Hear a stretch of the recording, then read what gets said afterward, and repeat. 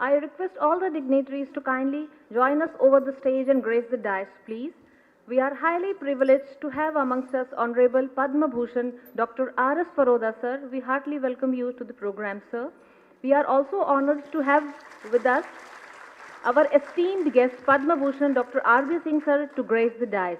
The kind presence of Dr. Suloshan Mahapatra, sir, Chairman Protection of Plant Variety and Farmers Authority and former Director General ICAR, makes the day memorable for us. We are deeply honored to have you with us this morning, sir. We heartily welcome our esteemed dignitary, Dr. Himanshu Pathak, sir, Honorable Secretary Dare and Director General ICAR and also President NAS on this occasion. I also extend a very warm welcome to Dr. Wazir Singh Lakra, sir, Secretary NAS in the function. I request the dignitaries to join us over the stage. Thank you so much. We are truly honored with the gracious presence of Dr. H.S. Gupta, sir, former Director IRI, Dr. R.P. Sharma, sir, former Director NIPB, most respected Padma Shri Dr. V.P. Singh, sir, and also Dr. Anupam Verma, sir, former Dean and Joint Director Education IRI. The gracious presence of Dr. Punjab Singh, sir, former Director General ICR, Dr. K.V. Prabhu, sir, former Chairman Protection of Plant Varieties and Farmers' Right Authority is deeply acknowledged.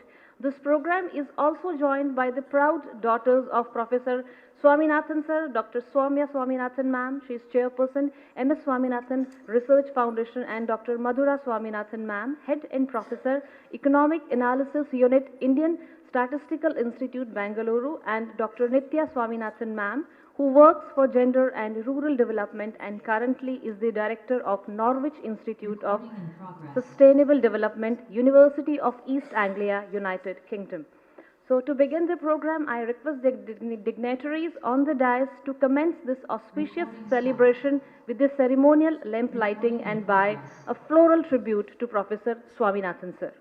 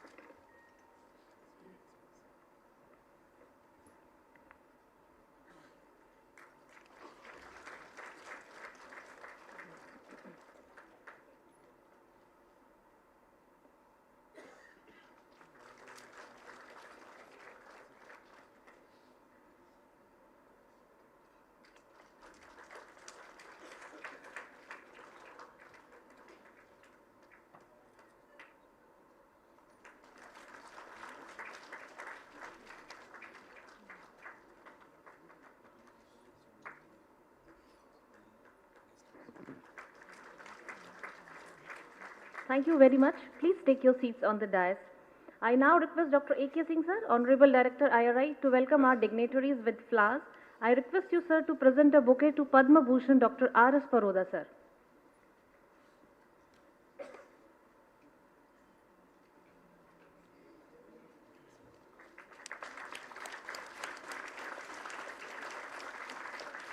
Thank you, sir. I again request you to welcome Padma Bhushan Dr. R.B. Singh, sir, with the bouquet.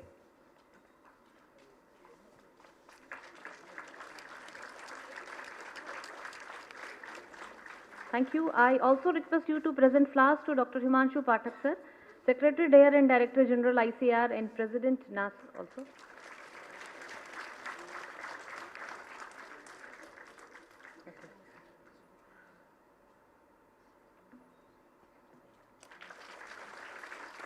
Thank you, sir. I also request you to present a bouquet to Dr. Wazir Singh Lakra, sir, Secretary NAS, and welcome him in the function.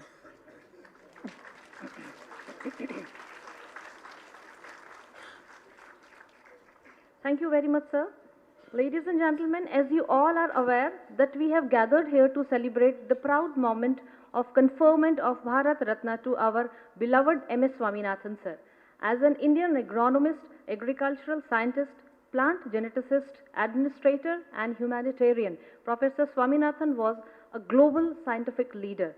As the main architect of Green Revolution in India, his collaborative scientific efforts with Normal Borlaug, sir, spearheaded a mass movement with farmers and other scientists and saved India from famine-like conditions in 1960s. We, the proud generation who has witnessed the momentous day when he was bestowed with the highest civilian award of the Republic of India, the Bharat Ratna, are here to celebrate the success. And I now request Dr. A.K. Singh, sir, Honorable Director and Vice Chancellor IRI, also Secretary NAS, for the welcome address.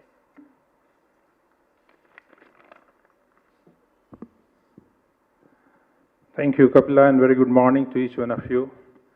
Most esteemed Professor R.S. Paroda,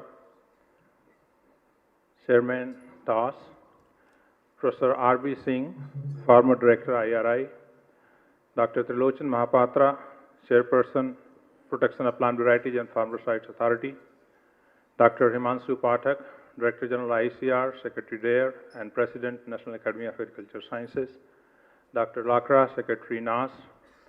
A distinguished guest in the audience, we have with us Deputy Director General Crop Science, Dr. T.R. Sarma, Education, Dr. Agrawal, Extension, Dr. Udham Singh Gautam, Dr. Acharya, Dr. Pathak, Dr. Sadamate, Padma Shri Professor V.P. Singh, Dr. Sanjay Kumar, Chairman SRB, Professor Anupam Verma, many distinguished guests who are present here, Professor N.K. Singh, National Professor, distinguished scientists, professors, heads of the divisions, students, entire fellowship of the Academy who have joined us online, all the Vice Chancellors of the Agriculture Universities who are also with us online, the Assistant Director Generals from the Council, and many luminaries. We have the members of Dr. Swaminathan's family. I can see Dr. Madhura is there. Welcome, Dr. Madhura. And Dr. Soumya and Dr. Nitya both will be joining us shortly. Online, we also have with us Dr. H.S. Gupta, former Director IRI, Dr. R.P. Sharma, who worked very closely with Dr. Professor Swaminathan, Dr. Punjab Singh, President of Academy, former President of Academy. He has also joined online. So I would like to welcome each one of you on this very momentous occasion when we are celebrating the conferment of Bharat Ratna on Professor Swaminathan. If we look at the journey of Dr. Swaminathan, he joined this institute in 1947, and I remember vividly once while having a conversation with him on my journey to Myanmar that it was the time when the country was going through the turmoil of partition. He got down at Old Delhi railway station and took a tonga, and with that he came to IRI to join the postgraduate school. Those days it used to be IRI associate, not the master degree. And after doing the master degree, he went on to do his PhD at University of Cambridge, postdoc at Wisconsin, And when he came back, he joined for a short while at Central Rice Research Institute, Cuttack, and then came to Division of Genetics at cytogeneticist. Served the division for very long, and also as head of the Division of Genetics, and then as director of IRI. This period from 1954 to 1972, that he was with IRI almost 18 years, was a transformative period. And I always say that IRI in true sense is the karma bhumi of Dr. Swaminathan. As a researcher, as a teacher, as a student, as a research manager, he played very significant role from this institute, led the green revolution in terms of wheat, and at the time of late 60s, our wheat production was 12 million tons. Last year we harvested 112 million tons.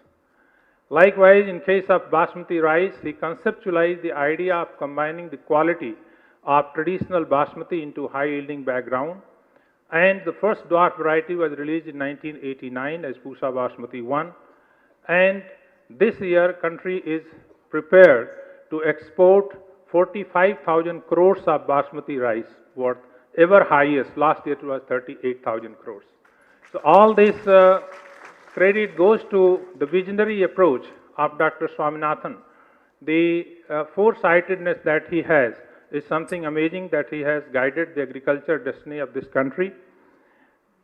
And also, I always remember, Mahatma Gandhi once said that the God can appear to a hungry person in form of bread. And that God is none other than Dr. Swaminathan. When we take our food, a square meal daily, and with the first bite we remember God, when we remember God in front of us, should be the chavi of Dr. Swaminathan. That's how Dr. Swaminathan should be remembered for all time to come, as a matter of fact. And the students in schools and colleges should be taught about this.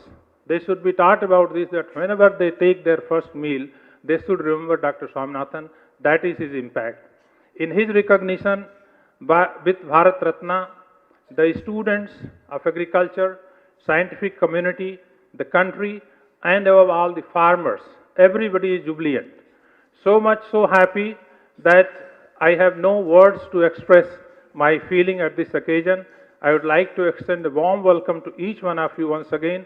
Dr. K.V. Prabhu also would be joining us online. He has long association. In fact, all those who are sitting here, they have had very intimate associations with Dr. Swaminathan. Dr. Paroda is one who is perhaps the only student in this hall who has been taught by Dr. Swaminathan in the classroom. Of course, Dr. V.P. Singh was his PhD student from Agra University, but as IRI student, he is the one who was taught by him. We didn't have that opportunity. Dr. Professor R.B. Singh worked with him for 3 years in the National Farmers Commission as the member of the commission, and again played a very important role, working shoulder to shoulder with him, bringing out the recommendation. And both Professor Mahapatra and Dr. Pathak again have had very deep relationship with Dr. Swaminathan. When they were working at CRRI as director, he was also, I think, the RAC chair, and very close association all the time. So once again, with that, I would like to welcome each one of you and look forward to listen to the memoir of the distinguished delegates that we have with us and those who are with online. Thank you very much. Thank you very much, sir, for the welcome address. And you very rightly mentioned that IRI has a valued long association with Professor M.S. Swaminathan, sir. And as you have also mentioned, sir, he received MSc degree in agricultural science from IRI in the year 1949. He was the director of IRI from 1961 to 72, and that makes our claim for him stronger. And we all envision him as a great scientist, administrator, educator, and a great, great institute and nation builder. Now, for the deeper insight into his life and to enlighten us with the illustrious contributions and remarkable achievements of Professor Swaminathan, sir, I very humbly request Dr. Himanshu Pathak, sir, Secretary Dear and Director General, ICAR, to please tell us more about Professor Swaminathan, sir.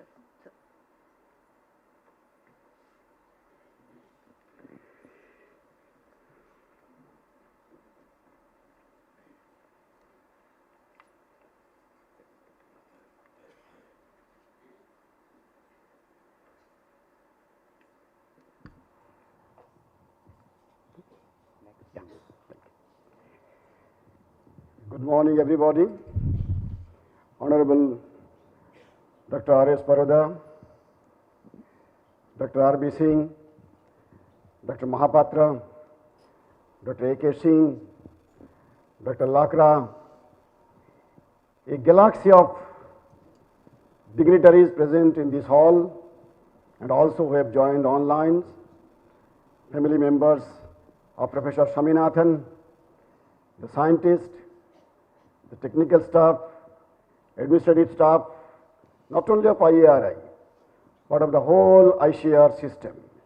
All of them have joined today online. So they are all the larger family of Professor M.S. Swaminathan.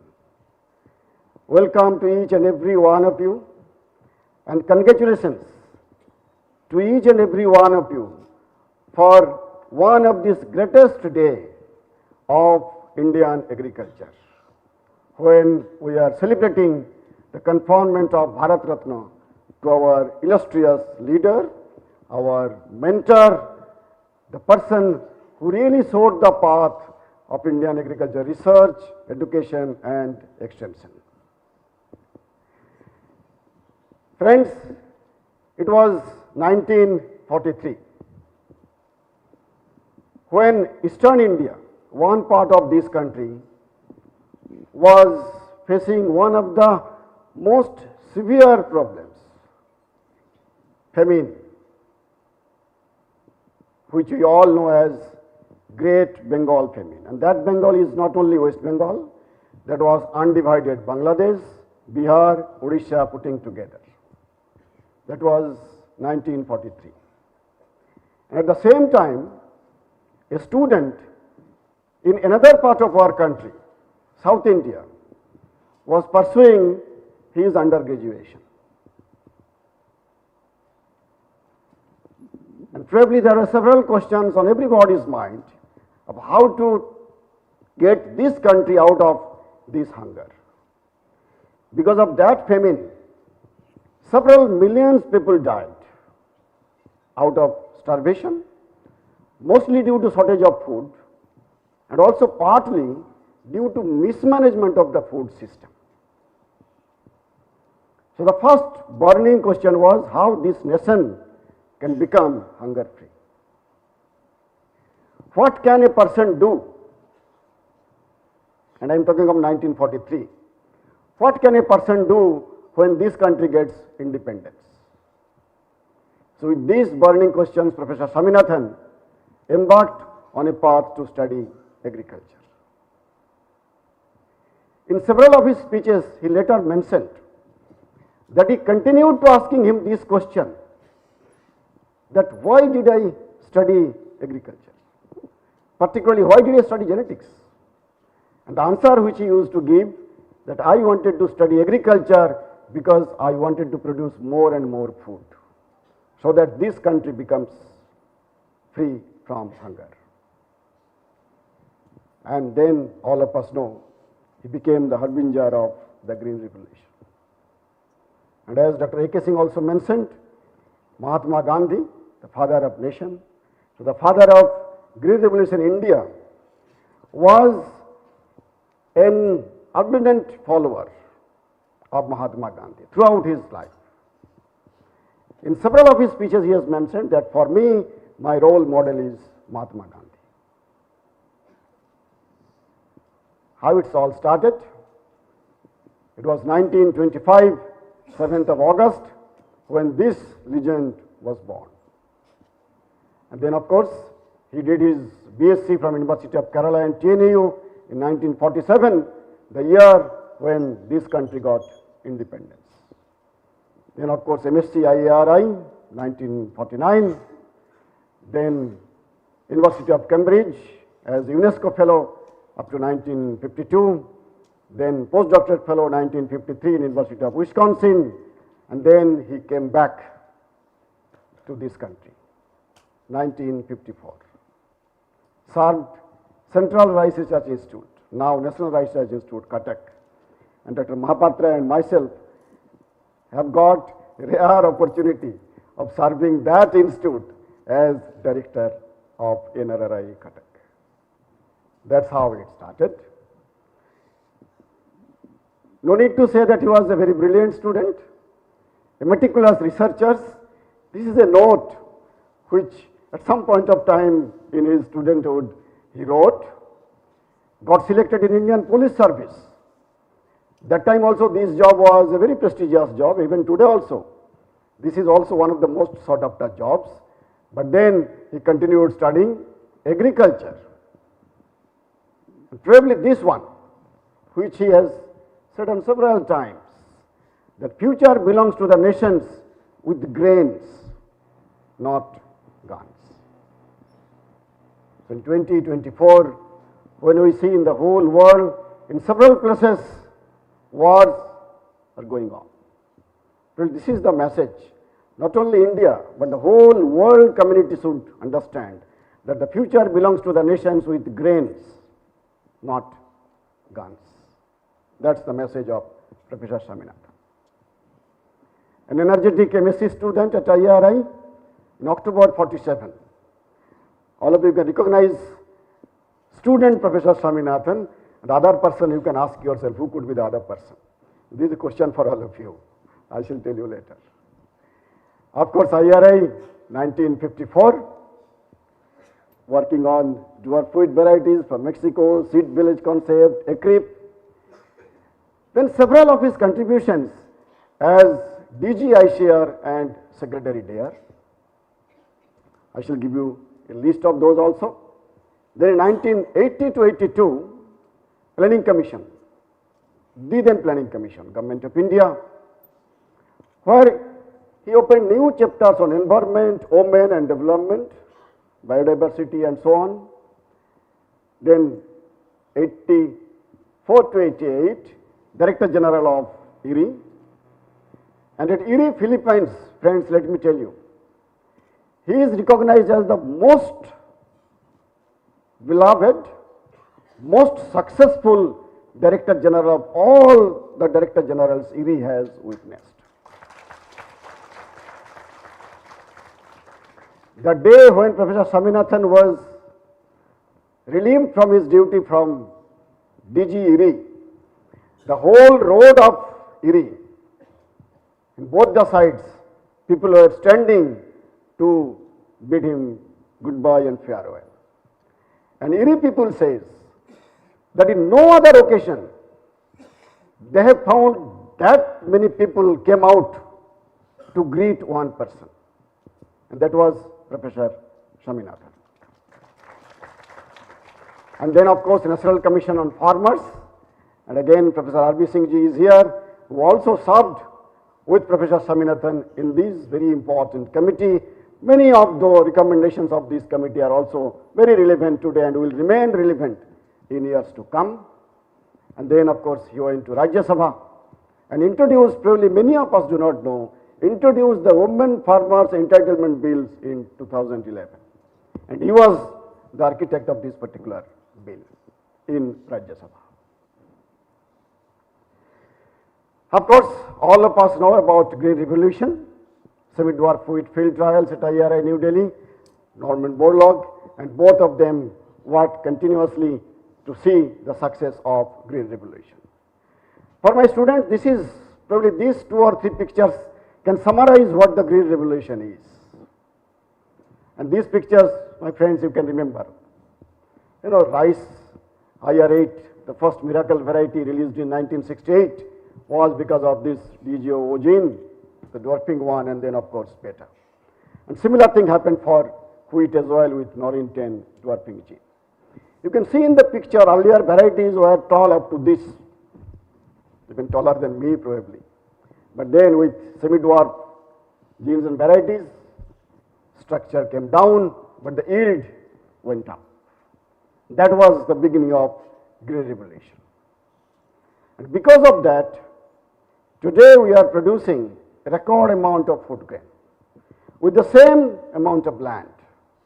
Land area 140 million hectare or so remained almost constant for several decades. But the productivity, which was only 0.7 tons per hectare at the starting of Green Revolution, today it has gone up to more than 2.4 tons per hectare. And green revolution was the mother of all other agri revolutions. This showed the path, whether it is white revolution, blue, yellow, silver, golden, pink, red, and there are several. All of these revolutions can find the inspiration and root from the green revolution which Professor Swaminathan started. And as a result of all of this, this country which was ship to mouth till 70s or so is today an exporter of food grains, of dairy products and so on. But then this success of a country transforming itself from ship to mouth to food exporting country, and what Professor Swaminathan always used to say, the development of improved technology alone cannot help farmers grow food unless the diffusion of technology is facilitated by the public policy. So researchers, policymakers and farmers all have to join and work together, and that perfectly happened during the time of green revolution, during the time of white revolutions and so on. So all these players really came together, and that's what is required, and that's what was advocated and preached by Professor Swaminathan till his last day. Of course, as a director, Dr. A.K. Singh already mentioned several of his achievements. Nuclear Research Laboratory, Gamma Garden, Water Technology Center, Pulsar Research Lab, Division of Genetics, Plant Physiology, Agri-Chemical, Seed Science and Technology, Algal Laboratory, there could be even one or two more. All of this were established and initiated with his vision, with his leadership. Basmati, that A.K. Singh talked about. This 40,000 crore is a little older data, probably last year data or so, but I take this data as 45,000 crores, what Dr. A.K. Singh just mentioned. But the whole thing was conceptualized with the vision of Professor M.S. Swaminathan. And today, the whole world knows Indian agriculture with this name, Basmati. He built the whole ICR and NARS system. Whether it is research, whether it is extension, whether it is education, all of this. So most of it, whatever you see today in the NARS system, is rooted in the vision of Professor Swaminathan. Some of the very important ones, Agriculture Research Service, ARS, most of us have come by that process only, 1973. Agriculture Scientist Recruitment Board, the chairman ASRB is sitting here with us, Sanjay Kumarji, again 73, the whole DARE, Department of Research and Education, 73, extension network of KBKs, and now KBK is going to celebrate 50 years of its establishment, 74, NARM. Again, at some point of our time, we have really gone through some training in NARM, 76, NARP, National Agriculture Research Project, 79, and of course strengthening our CRIP system, All India Coordinated Crop Improvement Project, several of those are there, all were strengthened, nurtured by the vision of Professor Swaminathan. Not only at national level, but also at international level, he made enormous contributions. Starting from establishment of ICRISAT at Hyderabad, 1972, IBPGR, Biodiversity International in Italy, International Council for Research in Agroforestry in Kenya, ICGB New Delhi, Global Institute for Cooperation in Water Management, Valencia, also co-chaired UN Millennium Project on Hunger, instrumental in establishment of KADI in Cambodia, and of course CLDRI, Vietnam, and many other organizations which are now doing a great job in international area were established with his leadership, with his very active participation. I was talking about IRI and his enormous contribution. Here there are few very famous persons. Many of you probably know them, Dr. Khush, and of course Nail C. Brady, and others where Professor Swaminathan made a very significant contributions there.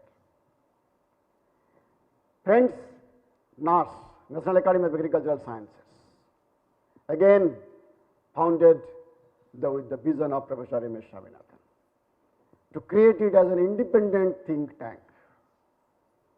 He was the founder president, and then he continued guiding the academy in various capacities, in various ways, so that it can really contribute as an independent think tank, not only for Government of India, not only for other people associated in agriculture, but also at international level. But he was a visionary. He could also see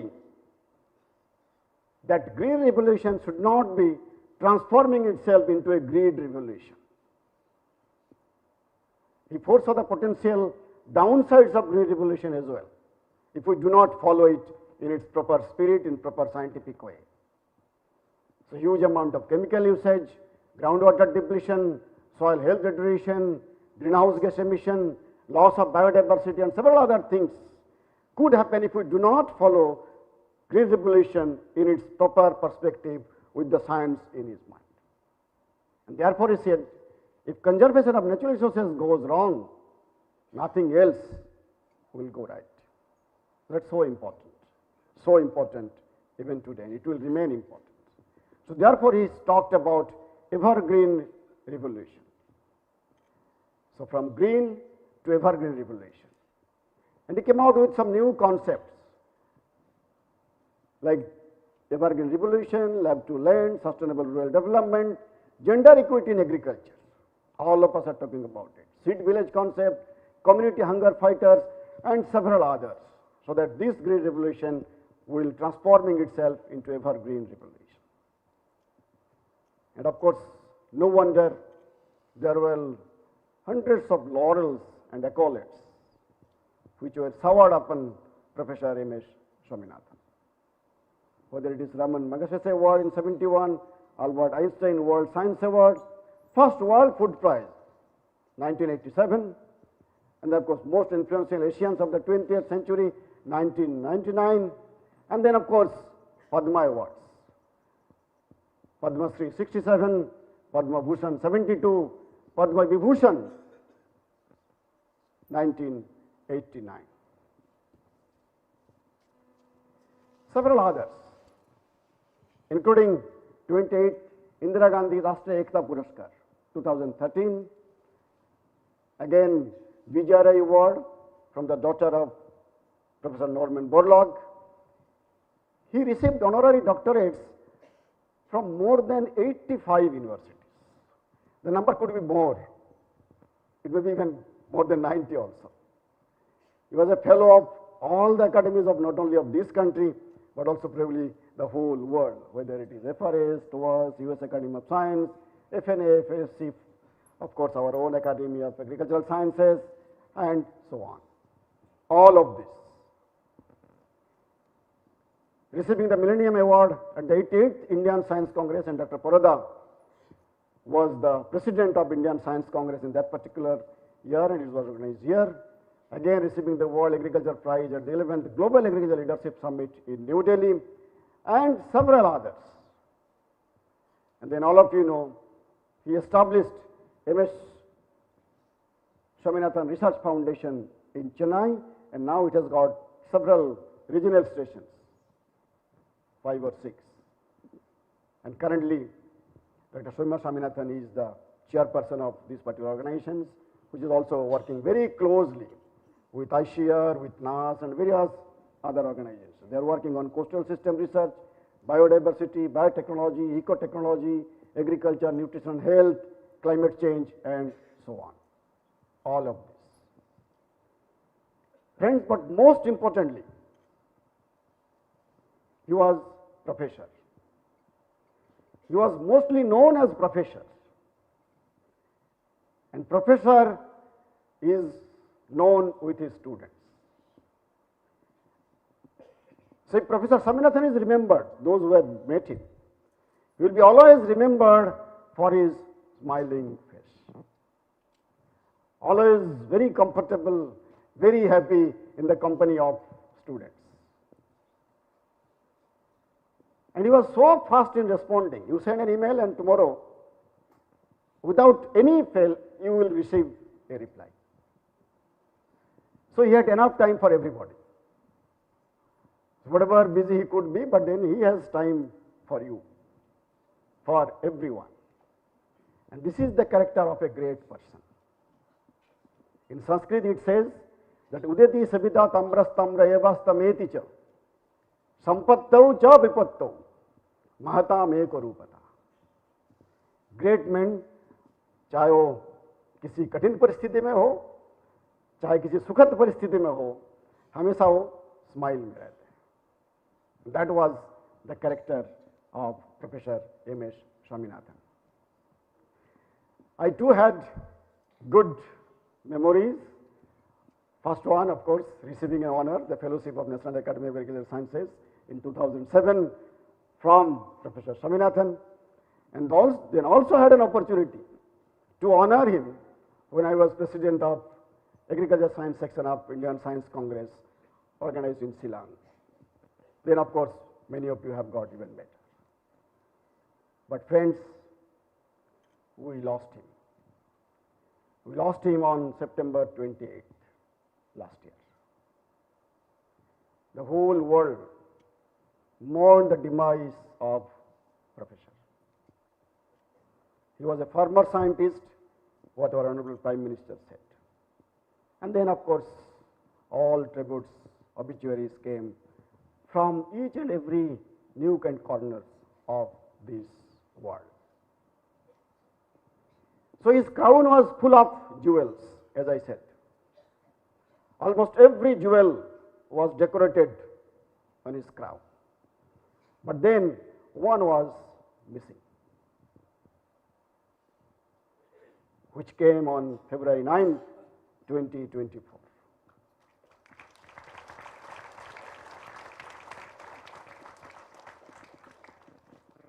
And what was the day? That was the day when this institute, which was certainly the Karma Bhumi of Professor M.S. Swaminathan, was celebrating its 62nd convocation.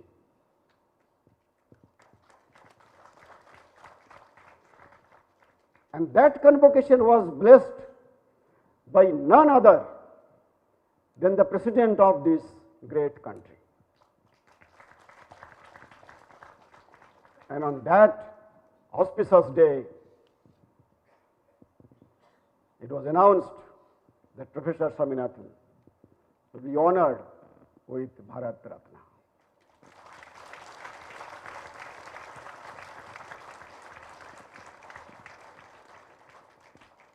Not only we, his larger family, but the whole nation is celebrating the conferment of Bharat Ratna. Not only IRI, not only ICR, not only all the institutes of ICR. Friends, I know that most of our ICR institutes they have joined online today for this particular occasion. All of them are there in their respective places. And this recognition, as I said, is not only for Professor, not only for IRI, not only for ICR, but this is the recognition for whole world of agriculture, agriculture research, education and extension. So we all are proud of this, as if this is the honor which each and every one of us have received from Government of India. So congratulations to each and every one of you for this rare honor which has been bestowed to all of us. Friends, we all need to follow the path, the vision, the directions which have been shown to us by Professor M.S. Swaminathan. And that's what we should be committing ourselves to follow. Because he very rightly said that if agriculture fails, everything else will fail. When you talk of transforming this country into a developed country, it is certainly not possible without transforming its agriculture. It is certainly not possible without India's agriculture being transformed into a developed agriculture. Therefore, if agriculture fails, everything else will fail. If agriculture goes wrong, nothing can go right in this country. So, with this occasion, once again, I congratulate each and every one of you for a very great day and being here to celebrate this occasion. Thank you very much. Jai Hind.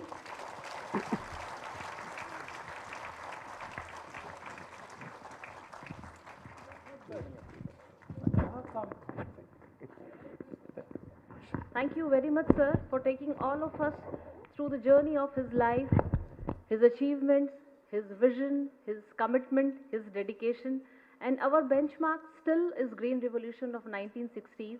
And certainly it is well said that if the history of Indian agriculture will ever be written, it will be before and after Green Revolution.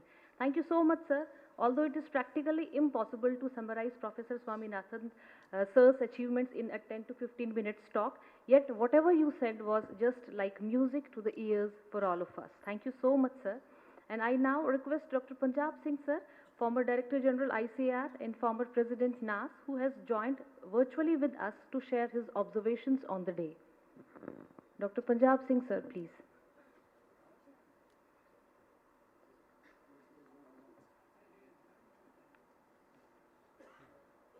Yeah, okay, that's fine. Am I audible? Yes, sir. Please go ahead, sir. Thank you very much. Thank you very much, Abha. Thank you very much. Well, let me sincerely congratulate ICR Academy and IRI for arranging this event, which was much demanding. Let me say that my association with Professor Swaminathan started with at 1972 and came to the headquarters of here. I received the position of agronomist and joined the ICR as a research lecturer at the Radio Research Institute at Jodhpur.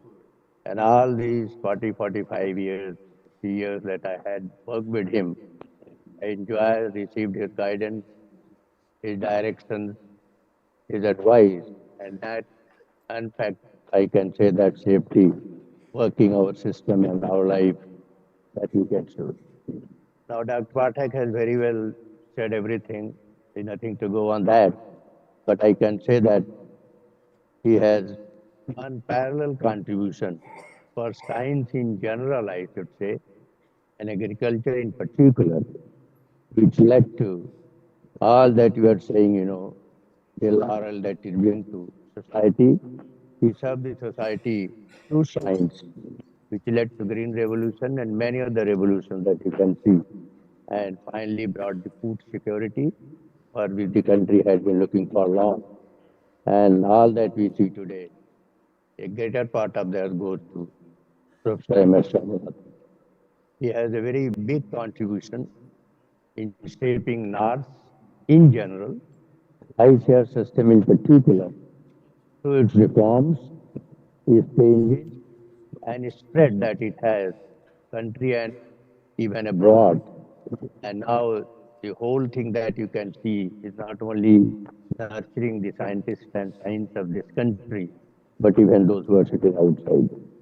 Recognition awards that has been bestowed on Professor Swaminathan, again, these are parallel. I don't think anyone else could be here on the rest of the world to see that so many awards and recognition that itself speaks how great a person he was, how superhuman he was, and we'll say that his contribution and our dedication to him, our tribute to him, will be to follow the directions, guidelines, roadmap, and the way he envisioned the country should move.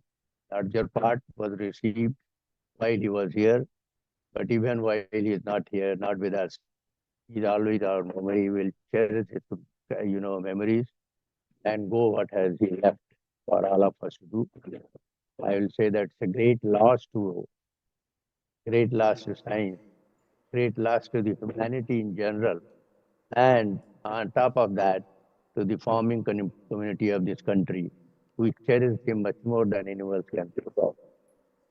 I will pray God to give him his soul a peace and his family sitting here, Sumaya, Madhura, and Nitya, all of them, those who have treated him, is tend to bear this great shock. And I will only say that Dr. Swaminathan, and as was said very well, if the history of agriculture will be written, it will start and maybe end up with name, with the famous one. So we pray God to let him, his soul rest in peace and keep guiding from wherever he has so that we take forward the unfinished job that he has left for the country to achieve. I can only say that his contribution has been enormous. He has nurtured all of us, and we really cherish that. Thank you very much. All the best to all of you. Thank you. Thank you very much, Thank sir, you for very much, sharing sir, your for sharing your emotions, and your each and every word showed the tribute to the legend. I now request and invite Dr. Trilochan Mahapatra, sir, Chairman Protection of Plant Varieties and Farmers Authority and former Director General of ICAR, to bless us with his annotations on the day. Sir.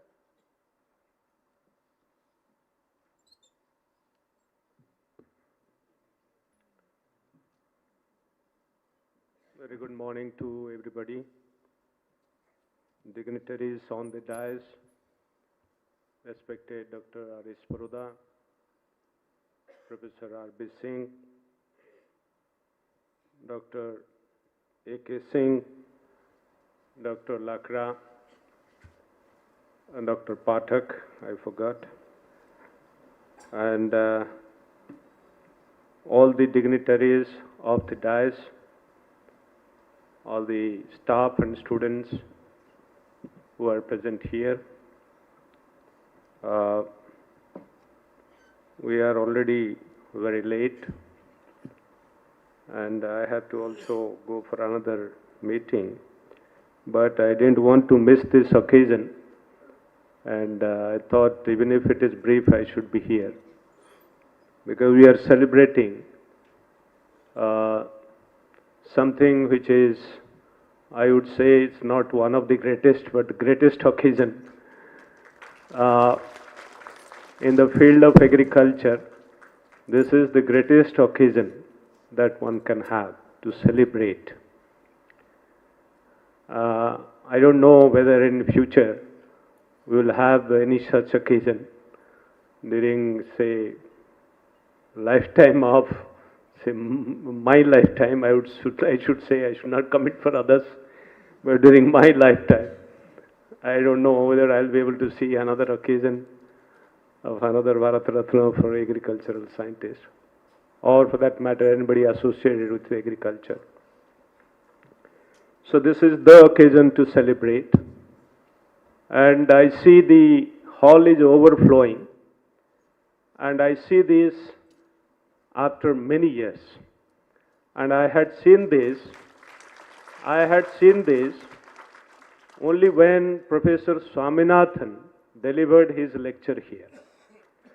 When he came to deliver lectures, people used to stand, and today many who are standing, and the steps are also full. All the steps are occupied, and that only happened only Professor Swaminathan used to give his lecture. So that speaks volumes about what Dr. Swaminathan was, what he stands for, he stood for, and what he continues to stand for, and how he lives so profoundly, eminently in everybody's heart. And that's very, very important. After an elaborate talk by Dr. Himanshu Pathak Sahab, I think there's nothing left to really speak about.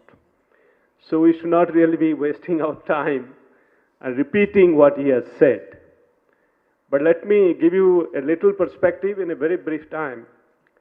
He did say what he was and when, but let me emphasize that he became director of IRI at the age of 36, 37. So, 1961 he became director, and he was born in 1925. and he became Director General at the age of 47. At the age of 47. And Director General of a Secretary in the Department of Agriculture.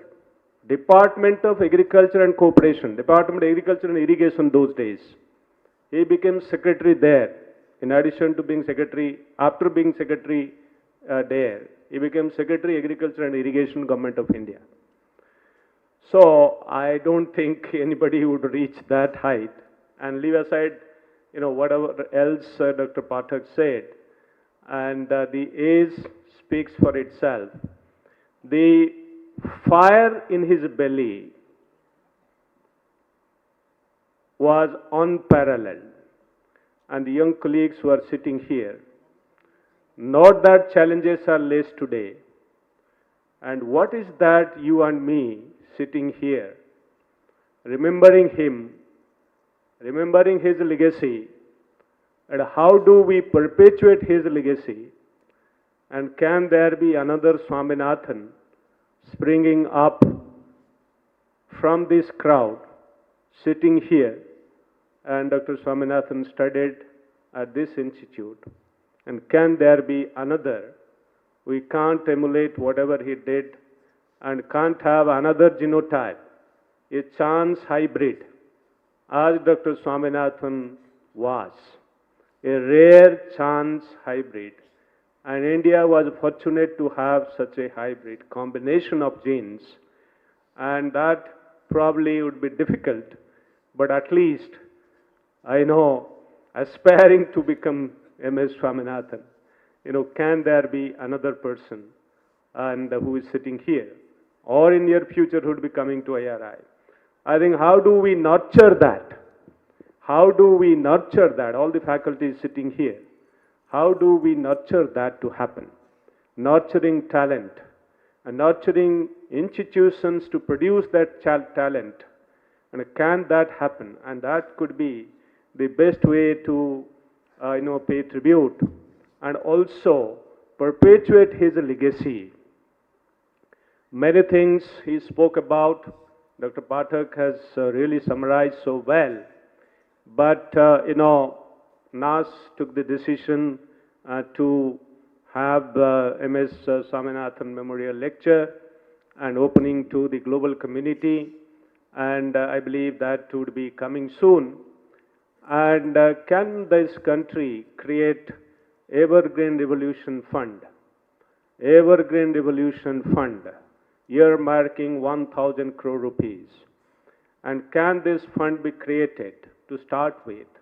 And I believe we should be writing a good proposal and proposing Government of India to create this fund and how it will be utilized and what for, and all these can be discussed.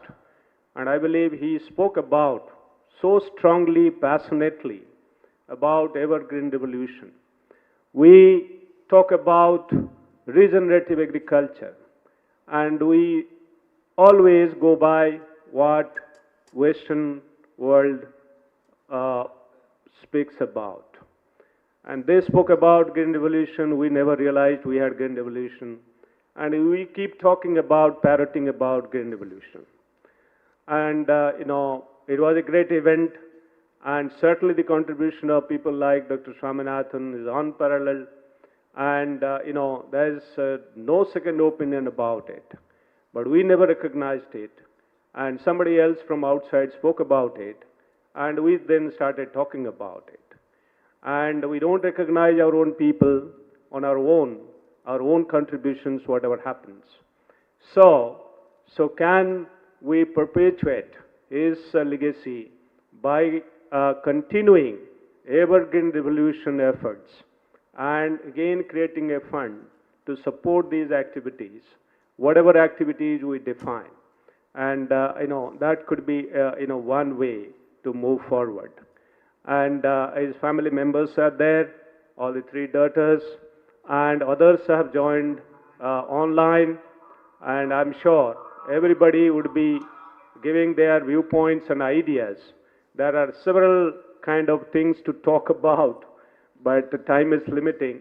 So with this brief, note and whatever viewpoints I wanted to say, with these words, I pay my tribute to him.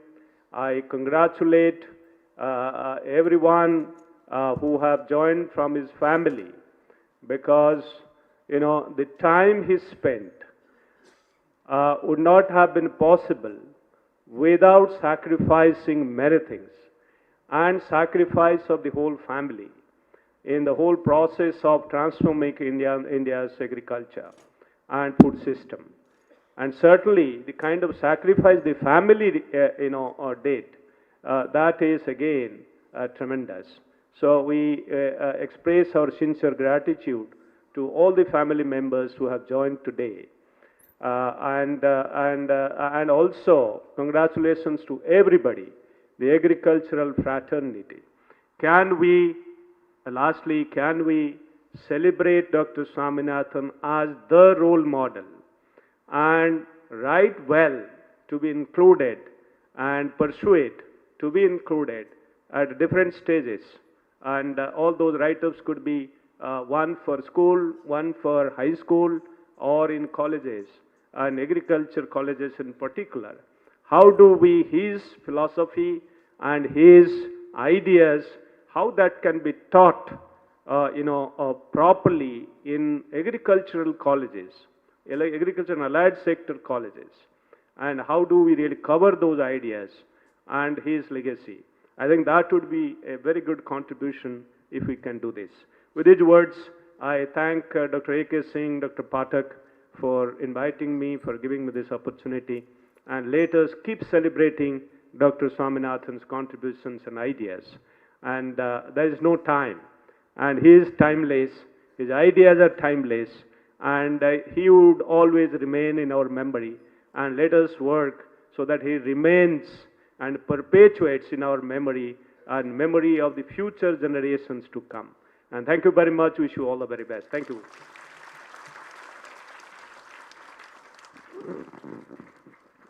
Thank you very much, sir, for your kind words, your kind presence, and remembering the legend on the occasion, and also putting his contributions in a very unique perspective. You set an open goal and challenge for all of us. Professor Swaminathan coined the term evergreen revolution long back in 1990, and the goal was set for all of us then only. So with that, thank you so much, sir, for joining us. And on this very auspicious occasion, we have prepared a video of the farmers who have really worked with him in the field, and they have witnessed the green revolution happen. I request the video may kindly be played.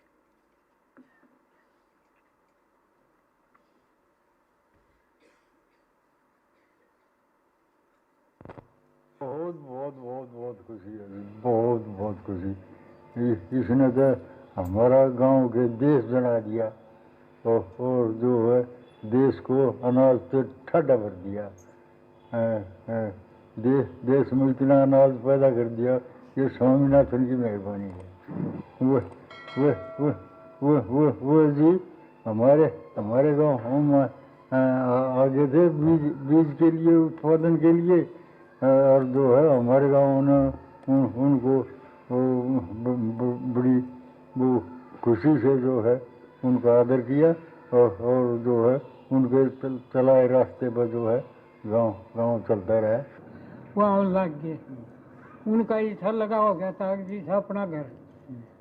हमारा काम इतना प्यारा हो गया था जब अपना घर लग गए। बिल्कुल।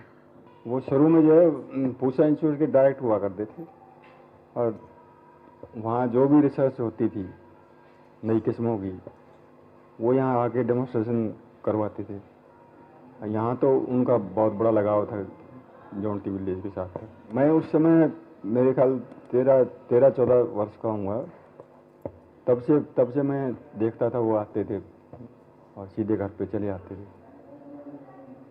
तो 60 के दशक के बाद जो है, मतलब 62-63 के आसपास उनकी फ्रिक्वेंटली विजिट होती थी। गाँव वालों के लिए तो बहुत बड़ी खुशी की बात है। मतलब ऐसे देवता आदमी को जो है उन्होंने अवार्ड दिया है।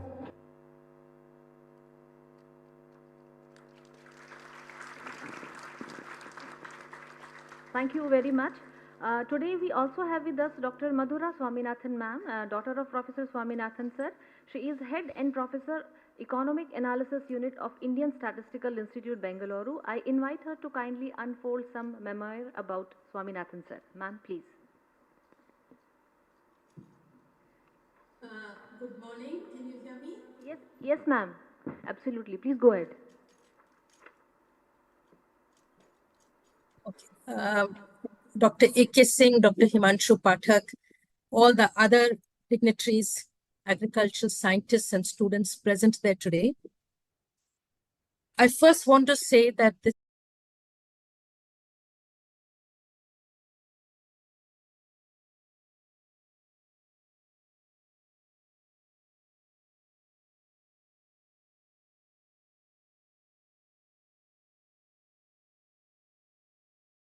I think it is the agricultural scientists better than us, know his work, have been inspired, have taken it forward and continue to do so. So I first want to really appreciate this event and all the messages and tributes that have come in the last few months. I want to also just mention here that on a very small scale, my husband V.K. Ramachandran and I have a journal called the Review of Agrarian Studies, and we have brought out a tribute issue. And the first article is by Dr. Himanshu Pathak. He has given a brilliant presentation today. He has also written up things from which I have learned so much. And I want to just read out one sentence which he has written in this journal, which is available online also. He said, while many iconic figures, scientists, politicians, and administrators played important leadership roles in the Green Revolution, Swaminathan was the face, voice, and soul of this most disruptive change in the history of global agriculture.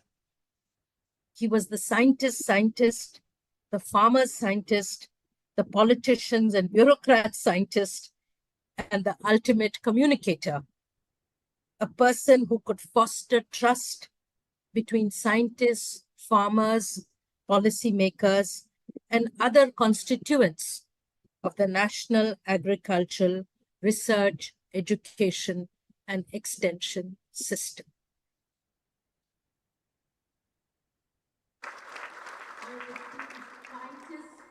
I would like to just say one word more today. Dr. A.K. Singh referred to as the Annadatas. The farmers of Punjab today are marching to Delhi. I believe, according to the newspaper reports, there are jails being prepared for them in Haryana. There are barricades. There are all kinds of things being done to prevent them. These are farmers. They are not criminals. I request all of you, the leading scientists of India,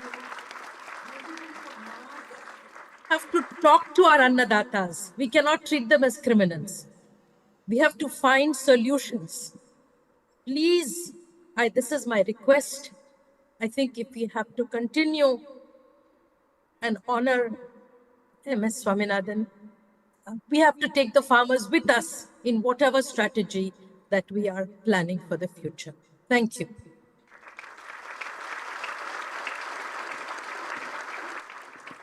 Thank you very much, ma'am, for that emotional appeal. I now very humbly request Dr. H.S. former Director IRI, who has joined us online, to kindly share his memoir very briefly. Sir, are you there?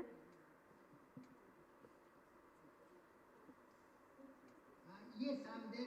Please. Yes, sir. Yes, you are, sir. Please.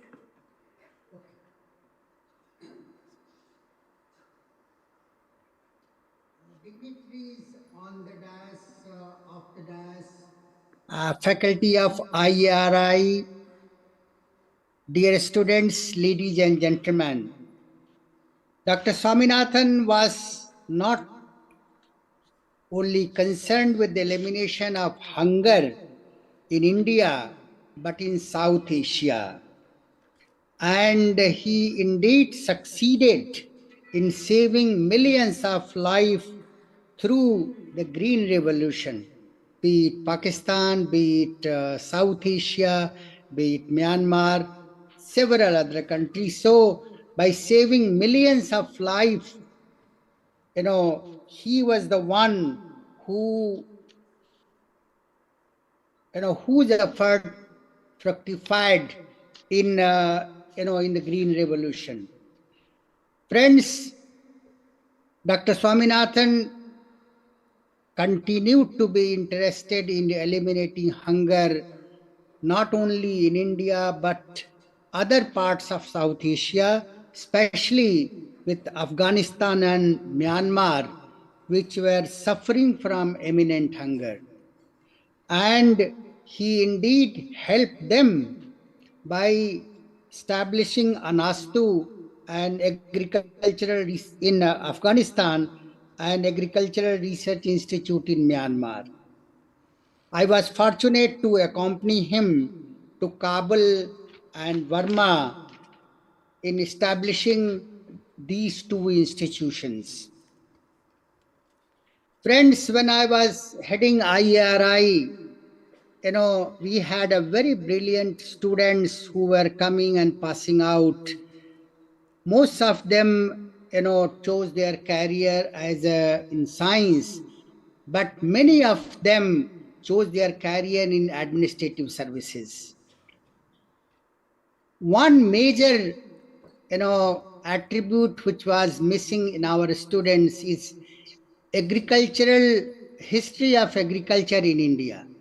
And during that period, I started a course on history of agriculture in India, and it was 1 unit course which was compulsory for all the masters and PhD students. And I myself taught the course, and it was a great occasion to request Dr. Swaminathan to bless the students in that course, and he indeed came and delivered a lecture in that.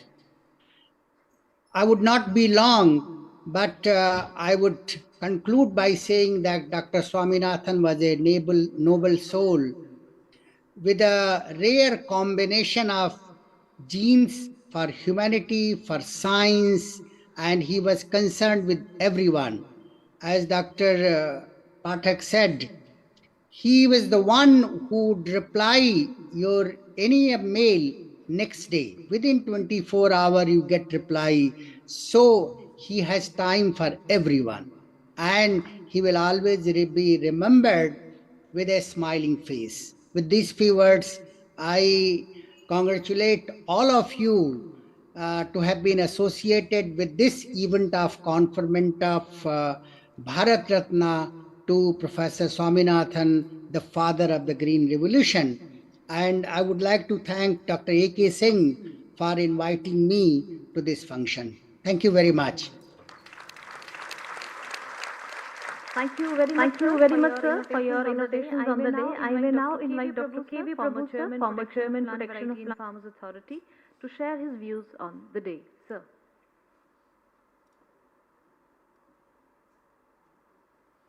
Good afternoon, everybody.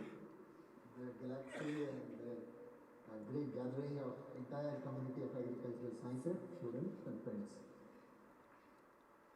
First, congratulations to Madhura, who is sitting here representing the family, and Soumya, if she is there, for getting this great honor for a parent, which is something nobody can ever believe that it can happen in one's lifetime when somebody's father gets recognized by the highest award of the country. I had a very, very great relationship with Dr. Swaminathan, more as I went on increasing my association with him in terms of period and time. It became converted into more of a parent-child relationship. more because of the commonalities with which our lives happen, really speaking. Whether it was his medical sciences versus IFS versus choice of agriculture as an education system, which was my case too, exactly. Only I was in engineering, which I left to join BSc Agriculture. He was impacted by the famine in 1942 to decide that he should work in agriculture. And I was influenced by my father, who was 5 years junior to him in Coimbatore, 4 years junior to him in Coimbatore. And things like this happen. And the Soumya happens to be classmate of my sister, who in Armed Forces Medical College in Pune. So there was some kind of this parental relationship that happened as I came to know more about Dr. Swaminathan. The first real interaction which I had was when I was in BHU. At that time, he was acting deputy chairperson of Planning Commission. He had come to inaugurate a workshop, and then he visited BHU for a farmers' mela, which was organized by Professor R.B. Singh. Dr. R.B. Singh may remember this. That was a time when Malviya 12 wheat was released by BHU, first variety of wheat released by BHU. And I was standing there because I was working in the wheat group for my MSc. And I was standing there and in the stall organized for that purpose, one of the stalls. And the wheat connection possibly, and Dr. Swaminathan was Deputy Planning Commission Chairman. And there was so much of bureaucracy, the systems organizers, everybody was there surrounding him, and he had no time. But somehow the wheat point, the picture of Malviya, which we had made with the wheat variety, attracted his attention, and he came to the stall. And I was there standing, and he asked me who was I. I said, I'm working in wheat, and I'm so and so. He asked me, see, Prabhu, now what is important for you? This sentence lived in my memory all the time. It is important for you to see how many farmers are going to grow this. Have you seen that it has reached the farmers? What arrangement is the university making to see that it goes to the farmers? This was something totally new to me. We had never ever, I was just a student, but we had never ever thought of multiplying the seed and looking at its effort to make it go to the farmers. So this was something that etched in my memory for long following that. And that's what I patterned myself subsequently, whatever I did as a career scientist at IIRA, as a wheat breeder at IIRA. And what consolidated further was when I went to Hyderabad for my PhD, as from IIRA only, there was his 60th year celebration that happened in Hyderabad. There, I met him. It was evening in the lawns of the university guest house somewhere. And I found a single corner to talk to him for a minute. He saw me, and I told him, I'm Prabhu, student of IIRA. Oh, you're working in wheat? Yes, I remember. I was totally shocked. The only moment I had seen him was in that busy schedule at BHU, and he remembered I was working in wheat, and he immediately asked me, are you working in wheat again? He asked me. So this is something which Dr. Swaminathan was characterized with, keeping things in memory and using them appropriately at the time, which really enhances the personal trait and personal link bondage with the person he is addressing. This was something highly, see, I was just a student, and he still remembered the moment he caught the term Prabhu, wheat was brought to his memory, and that I was working in wheat. Something. Then I told him I'm working in with Dr. Arunachalam, not in wheat. Oh, that is even more great. You must continue the science part of genetics to be connected to the breeding objectives. It will make you even more efficient. Yes, I'm very happy with you. And this is what he said. This kind of bondage got developed further and further when it further happened that when he was planning commission, the Farmers Commission chairperson, and then the Basmati issue came up. I had long interactions with him, and unfortunately, there was a small, say, oversight in the commission's report related to the Basmati definition or not calling other evolved varieties as Basmati, which was part of the report. And this was something with the bureaucracy in Agriculture Ministry had made me signed as a document that this part in the commission report, Professor IB Singh is also here. There was a box in the report which mentions about calling other varieties which are coming from evolved breeding system not to be called basmati. And this, they told me when I was interacting in the ministry that, see, this is Dr. Swaminathan's statement. So we cannot change this as something. I said, no, he is a scientist and he was the one who started breeding program in IARA for wrong on the part of the government. Now to say the program which is started for a purpose cannot reach its objective. It is an oversight, and that we must say. Can you write this as a statement? I said, yes, I wrote it. And then subsequently I told him when I met him, sir, I had to do this, I had to write this. He said, I appreciate. He said, I appreciate, Prabhu, this is what it should be. In our country, he said all this. In our country, unfortunately, in science of agriculture, profession takes a second part. Who says what is more important than what is being said? So I agree with you, and please go ahead. I support, and he supported. Dr. Abhay Singh, of course, was supporting all the time, although this was a box in their report, which is now being quoted many times, Dr. Swaminathan Commission report for other purposes, but this is also part of that recommendation. So this is how he supported. And he took a letter which I drafted for him to the Commerce Minister to see that this is accommodated. So that is the kind of strength Dr. Swaminathan gave by being professional, by being scientific in his orientation, and not being personal. In fact, see, if it's rubbed him on the wrong side, he would have definitely not invited me to take over as executive director of MSSRF during certain events which happened here when I was here in the career. Of course, I declined because I thought of continuing with science in agriculture. He agreed with that also, and my bondage became even more stronger after that. Every time he came to Delhi, he would give time to me and he would inform me. He would call me, and that's how it was. In fact, once he asked me to come to receive him in airport so that he could talk to me on the journey back to his place where he was staying. So this was the kind of link I developed with Dr. Swaminathan, and they are such a professional person. And I thank you for this great opportunity. I also, in the final parting words, I should say 1997, when Dr. Abdul Kalam was awarded the Bharat Ratna, I was so crestfallen, I was so unhappy. I wrote to Indian Express in Times of India that no light combat aircraft would ever fly with no food for the pilot to eat if Dr. Swaminathan cannot be recognized. This is big demerit to the science of India, not just Dr. Abdul Kalam. But unfortunately, I was very young, and it was not, I think, accepted as a statement, or it was offensive possibly. So therefore, it was not published. But this was what I wished in 1997, Professor was awarded the Bharat Ratna along with Dr. Abdul Kalam. Anyway, it's better late than never. That is what I wrote to Dr. Soumya, that let's enjoy this as better late than ever situation. Otherwise, Dr. Swaminathan would have been very, very happy to recognize Indian agriculture by his being the face of Indian agriculture. Thank you so much. Thanks everyone for giving me this great opportunity.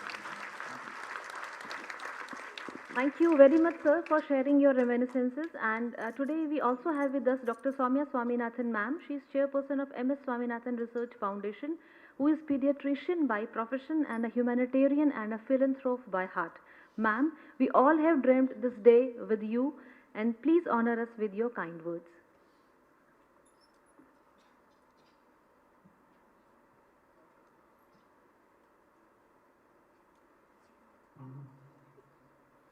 Yes, thank you very much. Are you able to see me and hear me all right? Yes, ma'am. Please go ahead.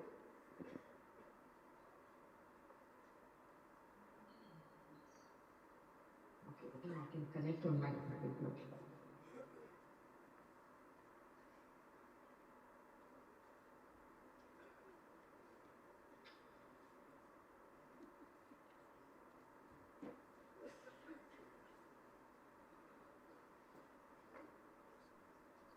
Namaskar, good morning, everybody, and thank you so much for arranging this program. And it's really wonderful and heartening to see it so well attended.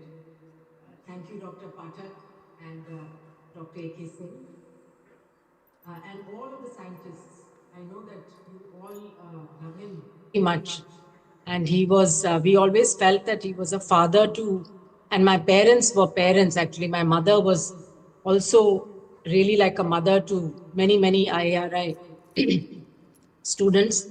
And what I remember from my childhood is that our house was always full of students. There was never a time when, you know, the house was empty.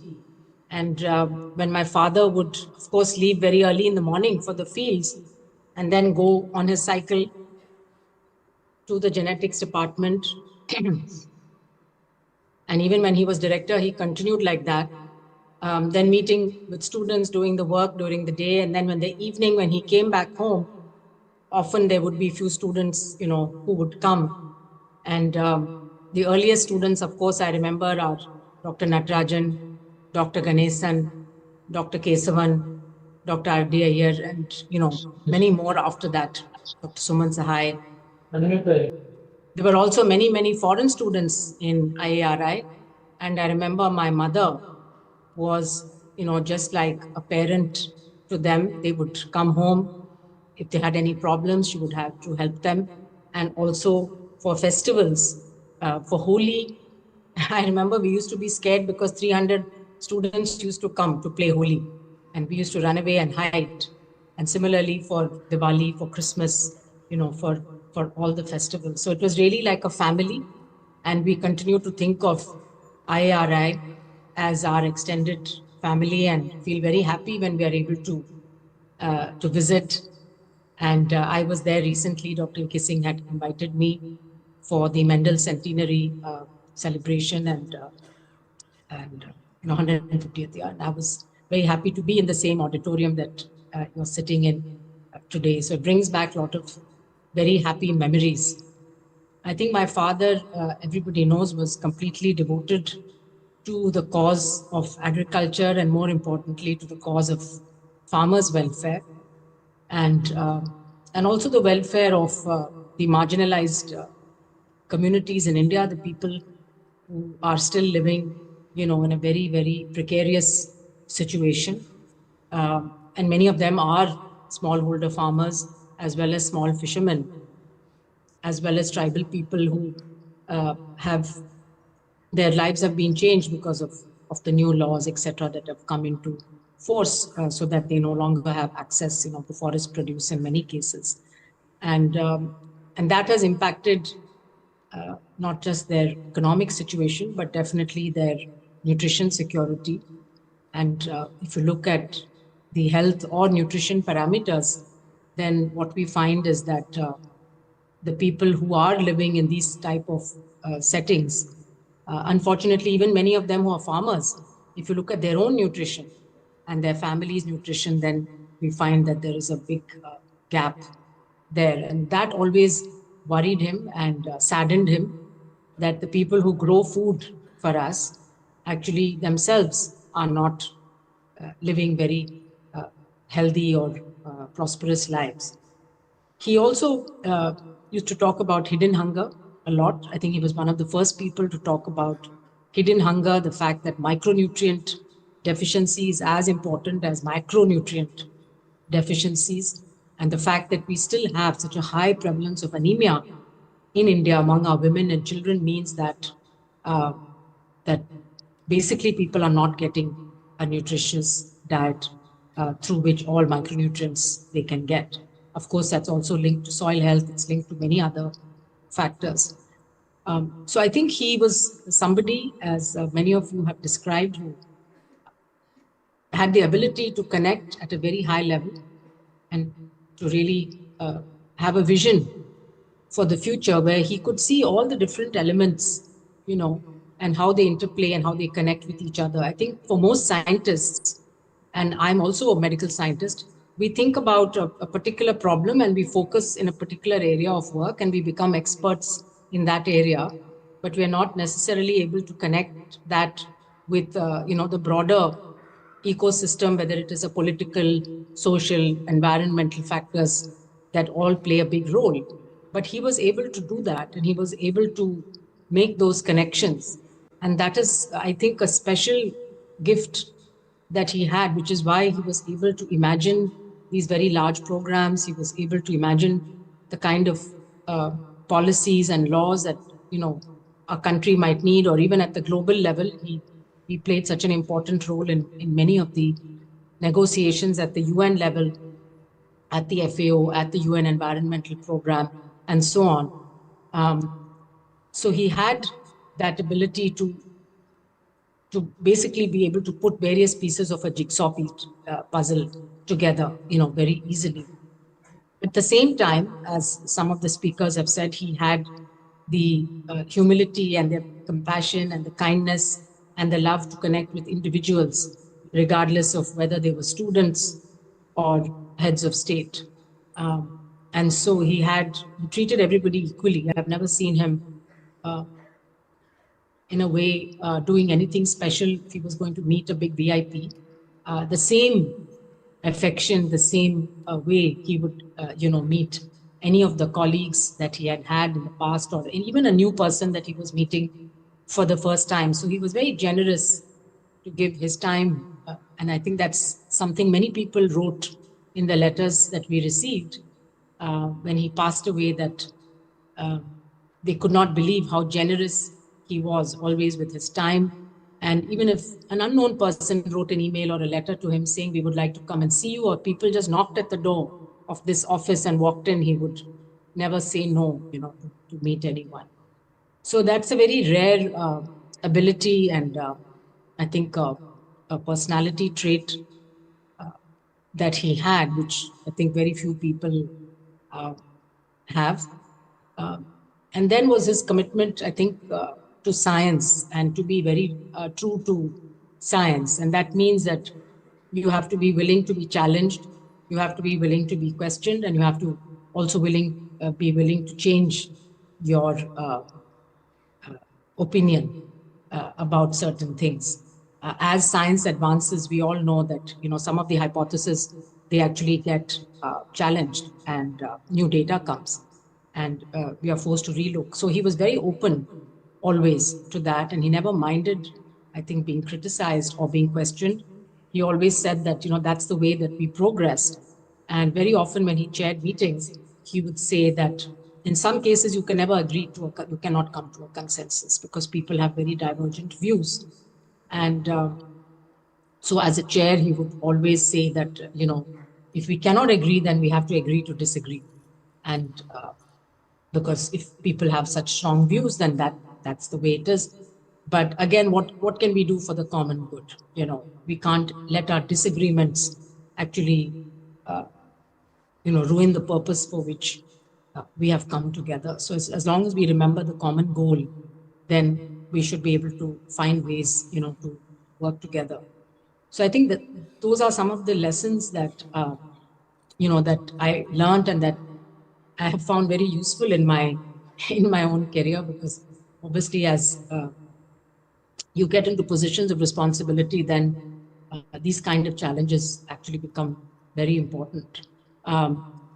I also learned, from him, that you have to see all different sides of the picture, because again, if you look at a problem very narrowly, you may miss some of the implications of a policy change or a programmatic change that may have on people or on the environment, may be unexpected, unanticipated. So unless you have a more holistic way of thinking about the situation, and also a consultative approach, and what he called participatory research.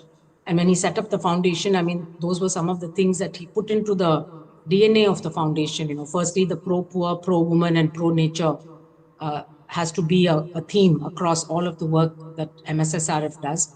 But also the participatory research was very important to him, that any new thing that is being tested out by scientists has to be done in a way that's participatory with the communities that are going to be affected, farmers or fishers or whoever they are. And then anticipatory research, which is, let's anticipate the problems of the future. And this is why, he was, of course, talking about climate change in the late 60s and early 70s, when not many people were actually thinking about climate change and its impact on agriculture or on food systems. So I think that he in his later years was hopeful. I think he had a lot of hope in the younger generation, and um, he especially liked to meet young people and motivate them, because obviously the problems are going to be solved, by that generation. But he was also disappointed by many of the things that he saw happening. Obviously, growing up during the Gandhian era, and having those kind of very idealistic principles. Uh, it is, I suppose, and having lived for 98 years, you see so much changing, in your lifetime globally, not just in India. And he would always be very upset when he saw, the violence. He could never tolerate violence. He was very soft person. So some of those things, used to upset him. So sometimes we used to tell him to not watch the news so much, because the news is always full of bad news, predominantly these days. But I think despite all of that, he remained an optimist at heart and a very happy person. And I think found happiness in small things, in many things. And again, I think that's sometimes when we get in our day-to-day life, we don't stop really to take a step back and to think about, all the things that give us happiness or pleasure. Could be very small things and could be from very unexpected quarters. So I think his life, the way he lived, has many lessons, apart from all of the scientific work that he did and the institutions he built. And when I was asked for my reactions, the day that he received the Bharat Ratna, of course, for my sisters and me, it would have been a much, much happier moment if it had come, 6 months or a year ago. So we could not, that is our feeling, obviously, as we could have seen him also get the joy in, that all of us feel today with this announcement. But as the reaction that I had given to the media was really that he did not anticipate or expect or work for awards and prizes. I mean, many came, of course. He got so many honors from so many parts of the world, but his goal was on a mission, and the satisfaction was from seeing the results of the work happen on the ground, whether it was a policy or whether it was a law, whether it was creation of a national institute, or whether it was actually seeing a farmer's family, getting the benefits of that work. So I think those were the rewards, and he would have been extremely delighted that the country recognized him with the Bharat Ratna. And I'm sure that he's very happy where he is, at peace, and with his blessings on all of us, as definitely on ICR and the IRI family. Thank you so much. Thank you very much.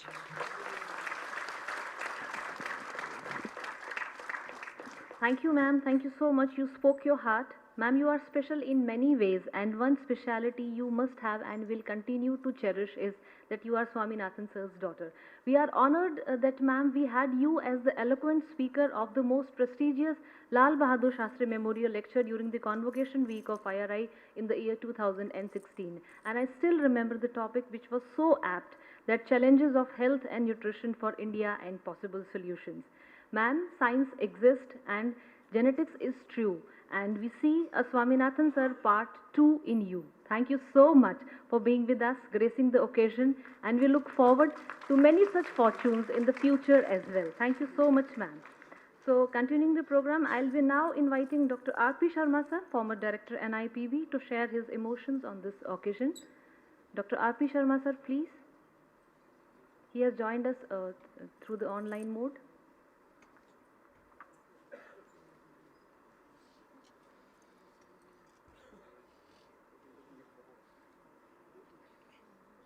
Okay, if not, sir, then I now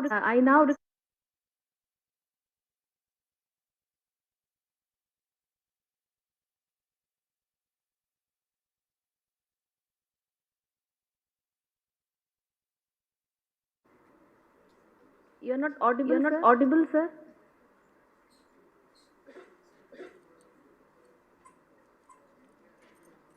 Seems you are muted, Seems sir. you are Can muted, you sir. Can you unmute yourself?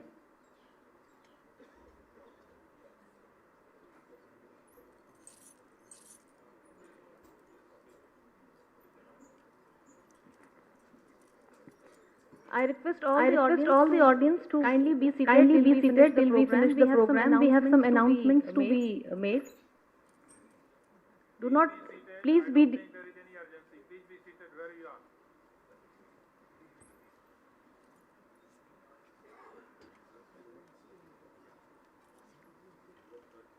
I invite Dr. Anupam Verma, sir, former Dean and Joint Director Education IRI, to share his experiences on the day.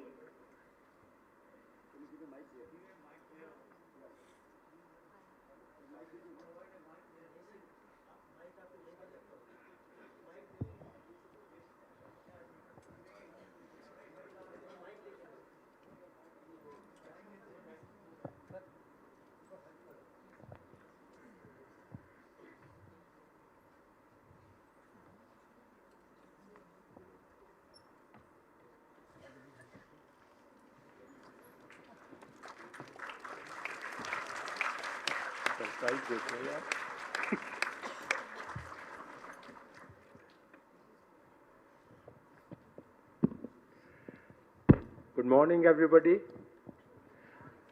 So much has been said about Professor Swaminathan. Let's say the hall we are sitting in here. You know, this was built around 65, 66, was remained unused. When he became director, he said, no, we must use it. At that time, there used to be one Dr. A.K. Kaul in genetics. He was in charge, and I still remember attending the very first meeting in this hall. It was made, and he was the one. I'm sure the persons who are here, hall was not that full, but there was a very important meeting. This hall has had very important meetings, especially on nutrition, on genetics, on plant protection, natural resource management, whatnot. And Dr. Swaminathan used to be there all the time to participate, to encourage scientists. Prabhu mentioned about his memory. I would like to share one memory part with you. I had a friend from Canada who worked in Hyderabad for about 2 or 3 years. And he met Dr. Swaminathan once in his office in a normal meeting. After about 20 years, that guy saw Swaminathan at Cairo Airport. And he went to say, hello, sir. Swaminathan's response was, Ed, what are you doing here? He had met only once in a meeting. A foreigner, completely disconnected. But he knew. You know, this was the greatest strength of Professor Swaminathan. The processing which you look at the computers, even they are slower than the memory with which he is able to recall people. And with that, I would say that what we are doing today, I would only say at the 70th birthday celebration, in my opening remarks, that were attended by Borlaug and Manmohan Singh were the speakers, we had that in Vigyan Bhavan. I said, if at that time IPR had come in very common, I said what we have to do is to actually patent the genome of Professor Swaminathan. And with that, as everybody has said, we have to remember Professor Swaminathan and follow the path which he has shown, and that is the welfare of the nation and welfare of the smallest farmers, and to give them benefit. Thank you very much.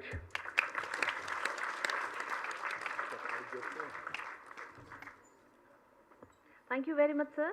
And today we also have Dr. V.P. Singh, sir, Padma Shri. I request him to come over the stage and share his reminiscences on the day.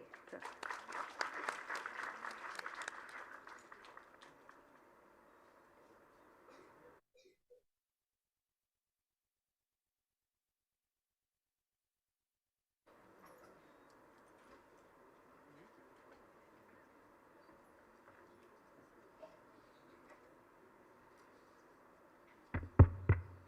my respected teachers on the dais, then Dr. Himanshu Pathak, Dr. Ashok Kumar Singh, Dr. W.S. Lagda, and the dignitaries of the dais. My seniors, dear friends, there cannot be any proud moment for me than this occasion. I am grateful to Dr. Ashok Kumar Singh for giving this opportunity, and you are so patiently listening, I am seeing from the morning. Let me share some very important, things which you will enjoy, and they will be, you may rather follow them in their life to come. The annexee of this auditorium was his laboratory when I joined as RA in 1968. The name was Atomic Energy Lab. And the light of that lab was never off. 24 hours students were working in turn. And there used to be a course, radiation genetics he was teaching, that used to be from 8:15 to 9:15, because then he will be free for his official work and other meetings. He will come exactly by 8. And as Professor Anupam Verma has mentioned, when he will come, he will be just turning pages. And 8:15 he will in the class without any paper, only the chalk. And his, face was always smiling. And his one sentence we all remember, again I repeat for the younger generation: mutation is a sudden heritable change. That I still remember. This lab had got 4 rooms. One was his office, one was the classroom, one was the storeroom for wheat and rice because his students were working, and one room was where we used to take tea. It was a lab, half with Dr. Avatar Krishan Kaul and half with Dr. E. A. Siddiq. So that used to be the position here. Now, I think because when I'm recalling all the speakers, I am likely to be distracted because so many things have been told. But I will tell something which my own memories I will tell you. There is a village, Samepur Bhavana. Now it is a city now. It was a Sunday in 1972. He took me to the village, and this one line, improved Savarmati, was planted in a farmer's field, about 1,000 square meters. Farmers had already cut it, and it was full of dew. Only myself, sir, and the driver, Keher Singh driver. He entered into the field, and he was lifting from different, places, at most 5 to 6 places. He went to all the corners in the center. Statistically, he covered the whole field, and he was lifting where it has got weight. And that's how he taught me. Now, as soon as we were getting out, a group of 2-3 students came, and they touched his feet. And you know what they told? Sir, you were in our IAS interview. We are grateful to you. We got selected. So, just another very important thing, because I am looking at the watch, he was a regular visitor of rice and wheat fields and whole IRI. Only one I will mention. He came to the field and he spent about, I think, more than 1.5 hours. And Dr. A.K. Singh, Ashok Kumar Singh, was explaining him everything. And when we came to see him off, you know what he told? Dr. Ashok Kumar Singh, you will take this division to the world map, and he has taken. Don't take appreciation, it's a fact. I'm not appreciating it. Facts are fact. Now, when I was listening to Dr. Madhura, it was all the reflections of Dr. Swaminathan, pro-farmer. I will not take much time. Then, because I am from the area, from the Basmati area, so he told me, VP Singh, you are a Basmati farmer and you should develop a high-yielding, high-quality Basmati varieties. He will, as everybody told, he will always reply letters. And for me, he has taken really special care. I will tell you why. He was living in Vasant Bihar. I went to see him. And always he will come out to see you off, whosoever meets him. So by the time he came, he saw him off, Dr. A.M. Michael, the director of the institute, Dr. Satyanarayan Singh, our joint director extension, Dr. V.A. Chopra, and then, and then I was also there. So VP Singh, we are going to Sukhopur, why can't you come? They were all looking surprised that it's an ambassador car, there is no seat. Immediately, Professor V.A. Chopra, come, VP Singh, sit with me. We sat together by the seat of driver. See how much, care he will take. Otherwise, what was necessity to, take me, you come to Sukhopur. Another important thing, it was about 2010 or so, he was invited by a group of farmers in Amritsar. That farmer was known to me. He invited me to morning breakfast. We had breakfast, and we were about to leave. He was to go to Khalsa College, Amritsar. And you know what he did? VP Singh, you come with me. Everybody was looking that, who is this VP Singh? So he took me to Khalsa College, and I was with him on the dash. So there were, like today, on that day there were 3 generations, and here we have got 4 generations. So it is a really very, very jubilant and very, very proud moment for us today. Friends, what Dr. K.V. Prabhu mentioned, with the permission of the chair, I would like to, sir, I would like to mention one thing. Professor Rajendra Singh Paroda, I was there in Erie in 1988. There was some discussion, and sir told VP Singh, developing variety is not enough. Developing variety is not enough. And you can understand, let him not read it, what does it mean? That means you have not to just release, you have to take it to the industry, to the farmers.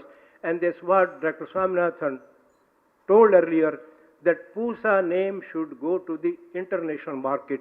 We already had Pusa Ruby, a tomato variety, very popular. Pusa Savani Bhindi, very popular. But what he meant is to go to the international market. And that's what ICR system, Dr. Himanshu Pathak, it is not the VP Singh, AK Singh, KV Prabhu and the team. It is the ICR system which today we are so strong. So that was one part. Then always he will give a lot of gifts. Gifts in the sense that he used to get a lot of dairies. So every a year he will give one dairy to me. I will maintain then write things. Then when he was to go to Erie, we invited him for a dinner. And they immediately agreed to come. And first I told, sir, which hotel shall we go? And Madam Meena Sahajan told, VP Singh, you are thinking of hotel? We will come to your residence where you are residing. I was really so glad. So it was 23rd of March. We invited him. It was raining in the evening. They came. And then, he came with a gift. Somebody gifted him the bullock cart made of this one, what you get, the statues and all that. That VP Singh, you are a farmer, this is a gift for you. So something, something, and on that day what happened? Next day was the convocation of Delhi University. And all the students, they were on a strike. And Madam Swaminathan, because they were there for about 2 hours, and Madam Swaminathan told that VP Singh, see, tomorrow he is going to, convocation address, and there is a strike.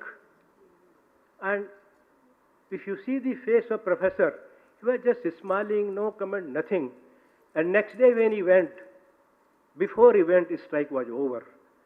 So he will make a person feel, whosoever met him, that you are so close to him, so close to him, and you are no more than me, because the only student in the gathering who attended to his classes more and more, I attended only radiation genetics, that too only 4 or 5 times, not regularly.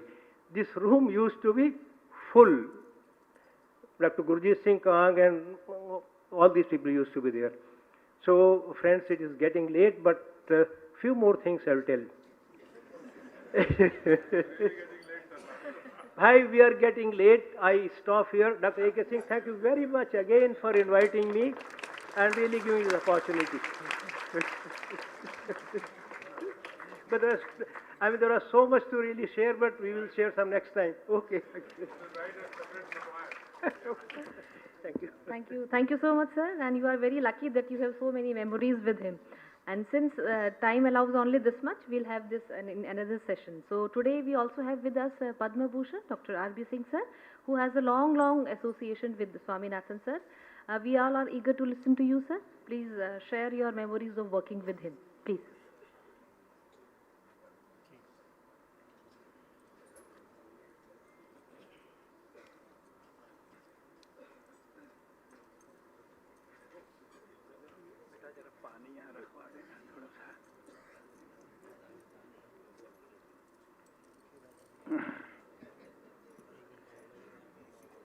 A very good afternoon to each one of you, ladies and gentlemen.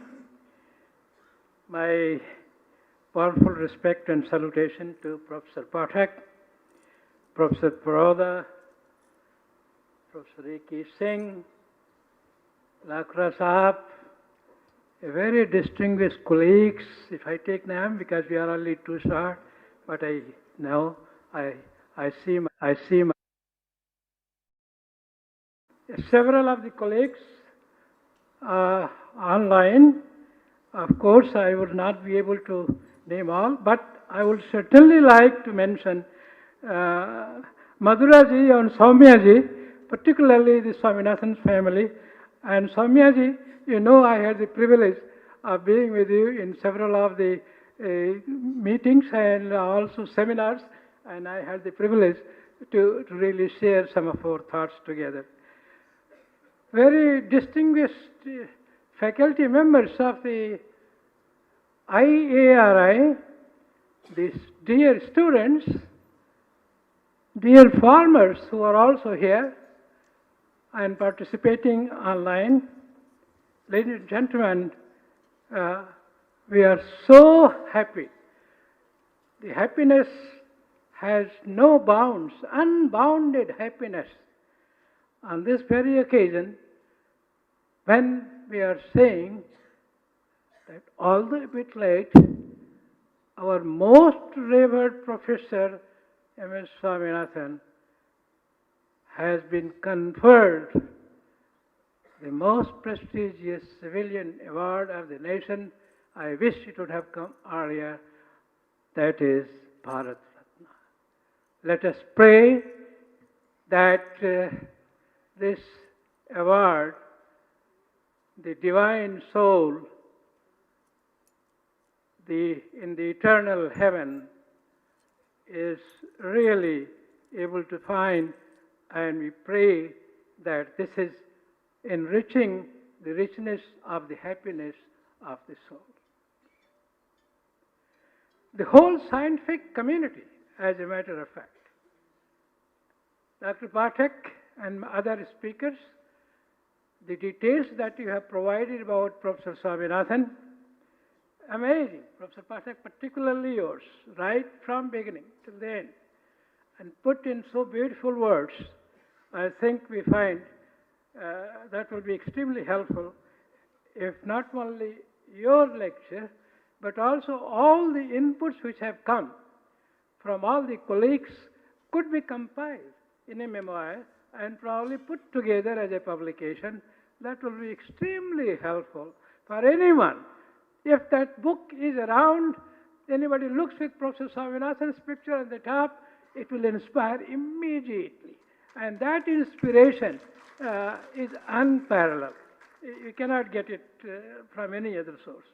This is why I feel that words will never suffice to adequately describe the scientific eminence, the profound humanistic embodiment, and global leadership in science-led development of our own Professor Swaminathan's mantra, not only for India, but for the whole world. As a matter of fact, Professor Swaminathan, the father of India's Green Revolution, was the transformer of the country from the ship-to-mouth situation to the status that we see today, right to food, a major exporter of the agricultural commodities in the world, and we heard the story about basmati rice export, number one with several billion US dollars, 45 billion plus and so on and so forth, annual export of a single commodity and a single variety of a particular commodity is amazing. I thought this needs to be mentioned, and this is all the gift of that great spirit that gave to India. This has bolstered the commitment of all those who are involved in this process. And I will say, Professor Swaminathan, in many ways, as we have heard, how IRI and Professor Swaminathan both side by side grew together, and how he helped this process of mutually reinforcing the development of this institute and the country as a whole is amazing. So if I can say synonymity between this institution and Professor Swaminathan, and the bolstering effect of Professor Swaminathan for all times to come, particularly with the announcement of this event and this award, is something which will keep you always asking to reach for the star.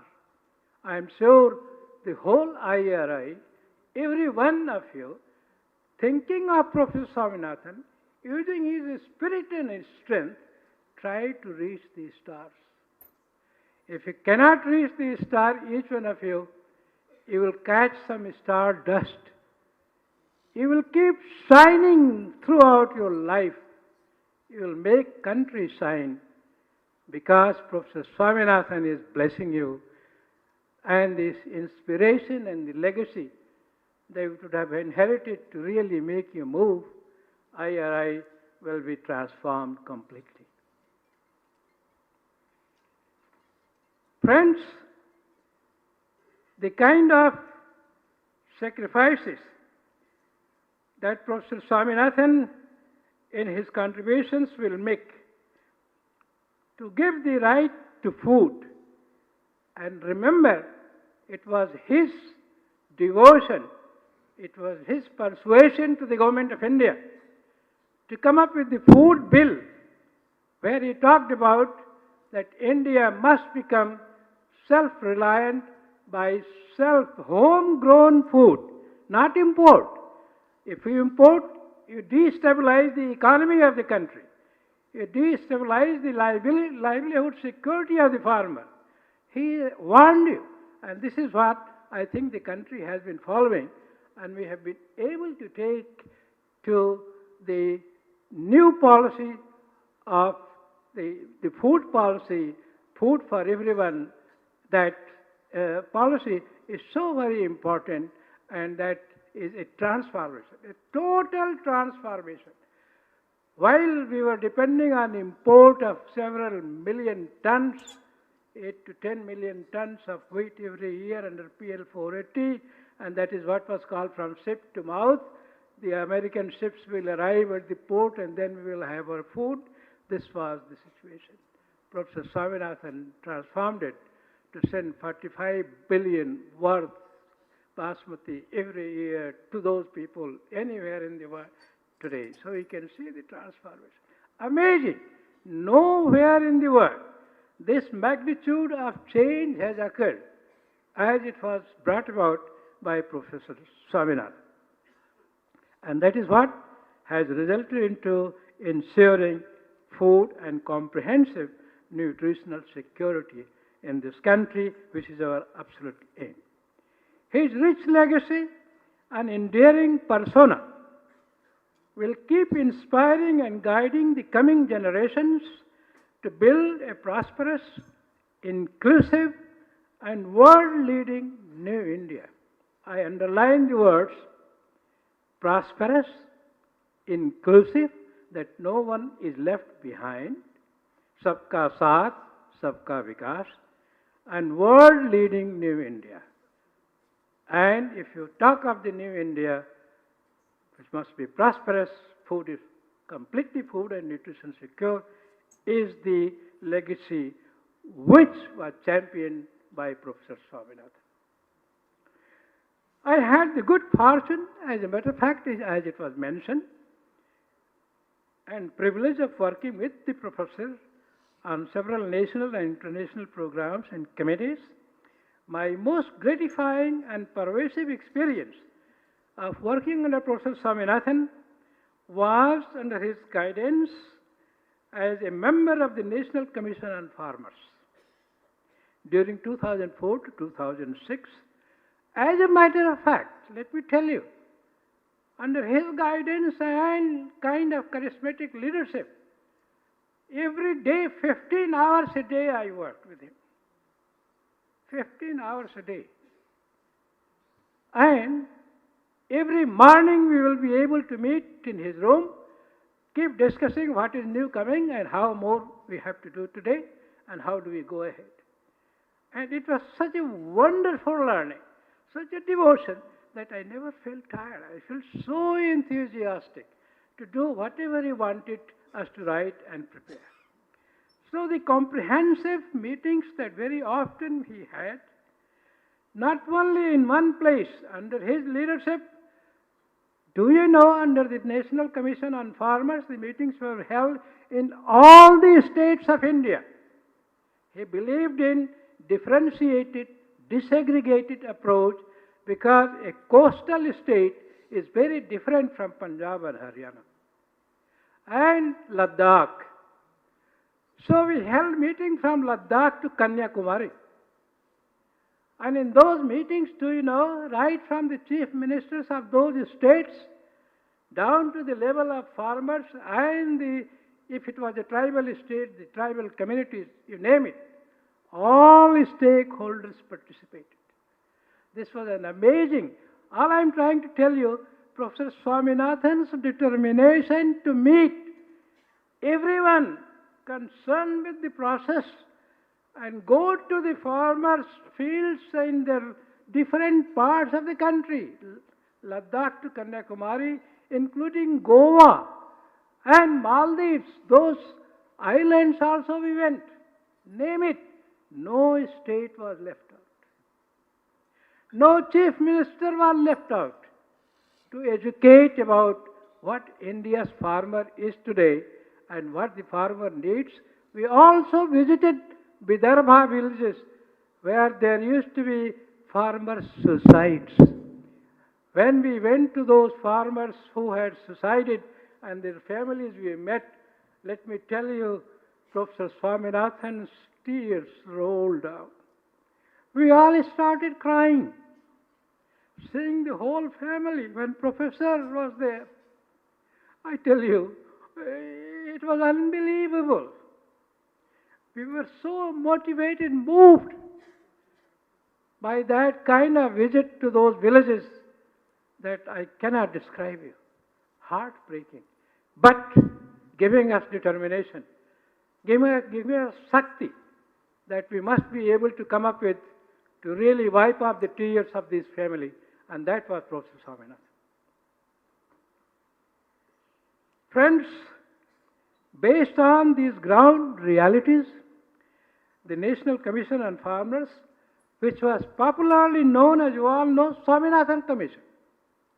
Actually, it was Swaminathan Commission. The kind of thinking, I was wondering how much thinking professor is able to provide to the whole process. Every morning he will come with new ideas, lot of new things, and get all the members together, brief, and assign the responsibility to each one of us, of the members of the commission, and then we'll be able to report to him in the evening and ask for what is needed tomorrow. How do you go about it? That was the working style of the commission. The commission, which, as I said, popularly known as Swaminathan Commission, prepared 6 monthly, 5 volumes of reports covering about 2,800 pages. 5 volumes covering about nearly 3,000 pages were prepared, and they were presented to the government on regular basis. The 5th report, summarizing the past findings and taking note of the farmers' distress after we had gone to all the states, recommended addressing them on priority basis through a holistic national policy on farmers. And we were able to draft the first policy on farmers ever in India, ever in world. Policy on agriculture are many, but policy on farmers, the person behind the plough, are nowhere. The face, humanize the policy. Look at the face of the farmer, is small or large. What kind of farmer? Women or men? What kind of farmer? Now look at that face. So with that humanization, we were able to really move forward. I can see there is need to move faster. Okay. So the government, for approval and adoption, they were able to implement our recommendations, and you will be happy for the first time a new policy on farmers ever, anywhere in the world came because of that commission. And that was accepted by the government. And mind you, the primary focus of the policy was the farmer defined holistically and not merely on agriculture, with the main objectives of improving the economic viability of farming through substantially improving the income of farmers. Ensuring excellence with relevance, emphasis was also placed on increased productivity, profitability, institutional support, and improvement of land, water, and support services apart from provisions of appropriate price policies, risk mitigation measures, and so on and so forth. Serving farmers to save farming was the slogan we gave, and we echoed the words of Mahatma Gandhi in our report, saying to those who are hungry, God is bread. And we know that God is none other than Professor M.S. Swaminathan. The Swaminathan Commission had strongly suggested adoption of minimum support price that must be C2 plus 50% of C2, which is accepted by the government, and it is our job. I request the scientist colleagues to please calculate C2 plus 50% C2 to C2 correctly and give it to the state governments that this is the correct price, not this or that. Very often I see the farmers are cheated even though they call that they have communicated the C2 plus 50% of C2 calculation. No, it is not happening. I request, Sir, Director, IRI, see if you can take this message really to the villages and make it sure that it starts happening in the right direction. Adopting a pro-poor, pro-woman, mind you, pro-nature approach, Professor Swaminathan strongly believes that if our farm women and men are assisted on the lines proposed in the policy, they will ensure a glorious destiny in the field of agriculture and food and nutritional security. Based on this policy, this Ministry of Agriculture was renamed as the Ministry of Agriculture and Farmers' Welfare. It was the recommendation of the Commission, and this policy mentions about it. And today the name of that you see is because of that. Also, on the recommendation of the Commission, Professor Swaminathan's guidelines that he was provided also ensured Padma Bhushan, Padma awards, many awards to farmers. Everybody got awards. Farmers never got any awards. Farmers, so very important. And now you know, I do not know whether any Padma awardee farmer is here, but it was the recommendation of this commission that from those days, even the farmers have started getting the Padma awards. This was the recommendation. Honor the Annadata. Nobody cared for Annadata. This commission, Professor Swaminathan, honored the Annadata. And I thought this was very, very important development which happened. To honor him, we must place development and faithfully implement that the way that he has been wanting to see that we help the government. Today the government talks of Gyan. What is Gyan? Gyan is, G is for Garib, Y is for youth, A is for Annadata, N is for Nari Shakti. This is the Prime Minister's latest slogan of Gyan. Let me tell you, can any other thing serve Gyan better than the commissions and the policy report and recommendations what Professor Swaminathan has given? No. And mind you how important these 5 pillars are for the nation. If you take care of these 5 pillars, India will be a new prosperous India. And this is, I am connecting this with Dr. Swaminathan because Dr. Swaminathan's message is for Gyan, is for Gyan. Policy and farmers, even if it is 2 minutes late, please tolerate me because I feel very motivated to really mention this to you. Let us delay our lunch, doesn't matter, but it is important to tell you.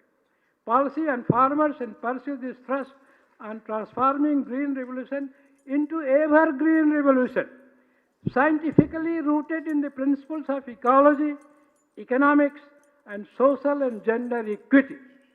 The foremost need of the day, evergreen revolution. The evergreen revolution covers everything that is advocated by all kinds of people from all over the world. Our country accepts that, but never goes back to the evergreen revolution slogan given by Professor Swaminathan, which is so comprehensive. Many people probably don't understand what does he mean by evergreen revolution. Evergreen revolution covers organic farming, covers regenerative agriculture, natural agriculture. It also covers zero budget and natural farming. Professor Swaminathan has every provision in the evergreen revolution to be followed. If that is done, then many of the people misuse these slogans cannot do it. So I urge the scientific community to connect these slogans with evergreen revolution and bring science behind it. If it is not justified by science, don't accept it. Zero budget, natural farming, no science. Many a times organic farming, no science. Many a times this science, no science behind it. So how can you move agriculture without science? But evergreen revolution is based on science. Sir, Professor Swaminathan, keep showering your blessings on us. Your family stands fully committed behind this. Encourage all concerned in this process.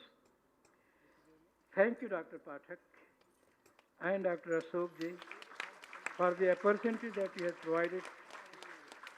Let me tell you, my dear friends, as a matter of fact, the Swaminathan Commission's recommendations constitute the backbone of the nation's policy and thrust on agricultural transformation to build a prosperous new India. I will not go into just mention his basic sciences research, role of dwarfing genes in rice through the Indo-Japonica process when he was with rice in Cuttack, mutagenesis, especially the chemical mutagenesis and the Drosophila mutations that you all are aware, and the Drosophila science. At Erie, the transformations he brought about, Gurdev Khush, Prabhu Pingali, all of those people are the world leaders, and he brought the kind of prestige and glory to India is again unimaginable, unparalleled. All India coordinated projects, his contribution, lab to land and land to lab, all those back to fourth communication, the communicative agriculture, differentiated gene deployment, differentiated gene deployment, and gene pyramiding were also the words coined by him. Several international events in India were really conducted in India under his guidance and chairmanship, including the first Genetic Congress, including the Mendel Symposium of in 1965, and many other things, Crop Science Society, and the book came out. Anupam, you, myself, and Professor Chopra have edited that volume of 1,000 pages that came from that Congress. So, ladies and gentlemen, forgive me for taking time, but I say and I pray that let that blessing always keep shining and we keep really incorporating those blessings in our activities. Thank you. Thank you very much, sir. You and for your encouraging words. You called upon each one of us to be the architect of new India and the modern India. So I now very humbly request and invite Dr. R.S. Faroda sir, Padma Bhushan, on this occasion to grace us and to bless us with his kind words. Sir.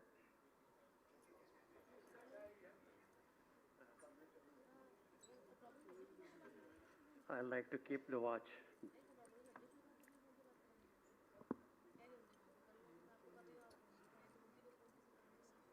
Distinguished colleagues on the dais, off the dais, faculty members, students, dear girls and boys.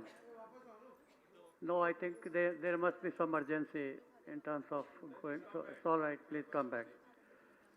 Well, much has been said today. First of all, I would like to compliment Dr. Pathak and Dr. A.K. Singh for having organized this event.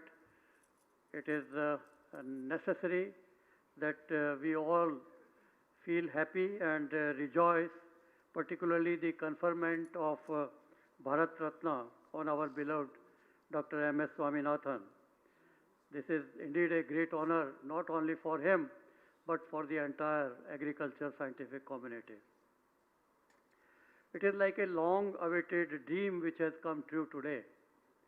Rather, it was on 9th February, but we are celebrating it today. And for me, it had been a long-awaited dream for 25 years, to tell you frankly.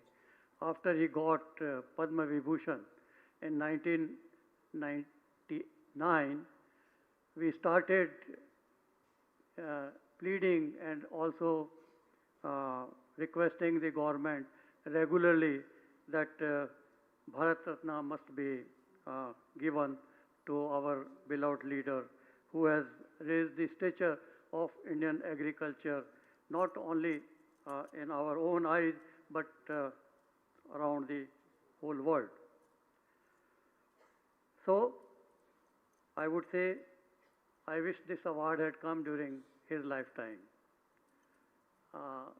We could have seen the happy face and the kind of satisfaction that he must have attained. I can just think of that, which possibly was deprived, but must thank our Honorable Prime Minister Sri Narendra Modi ji, who recommended him, along with, of course, two more important personalities, Chaudhry Charan Singh, also a farmer, and Nasimha Rao, who brought in liberalization.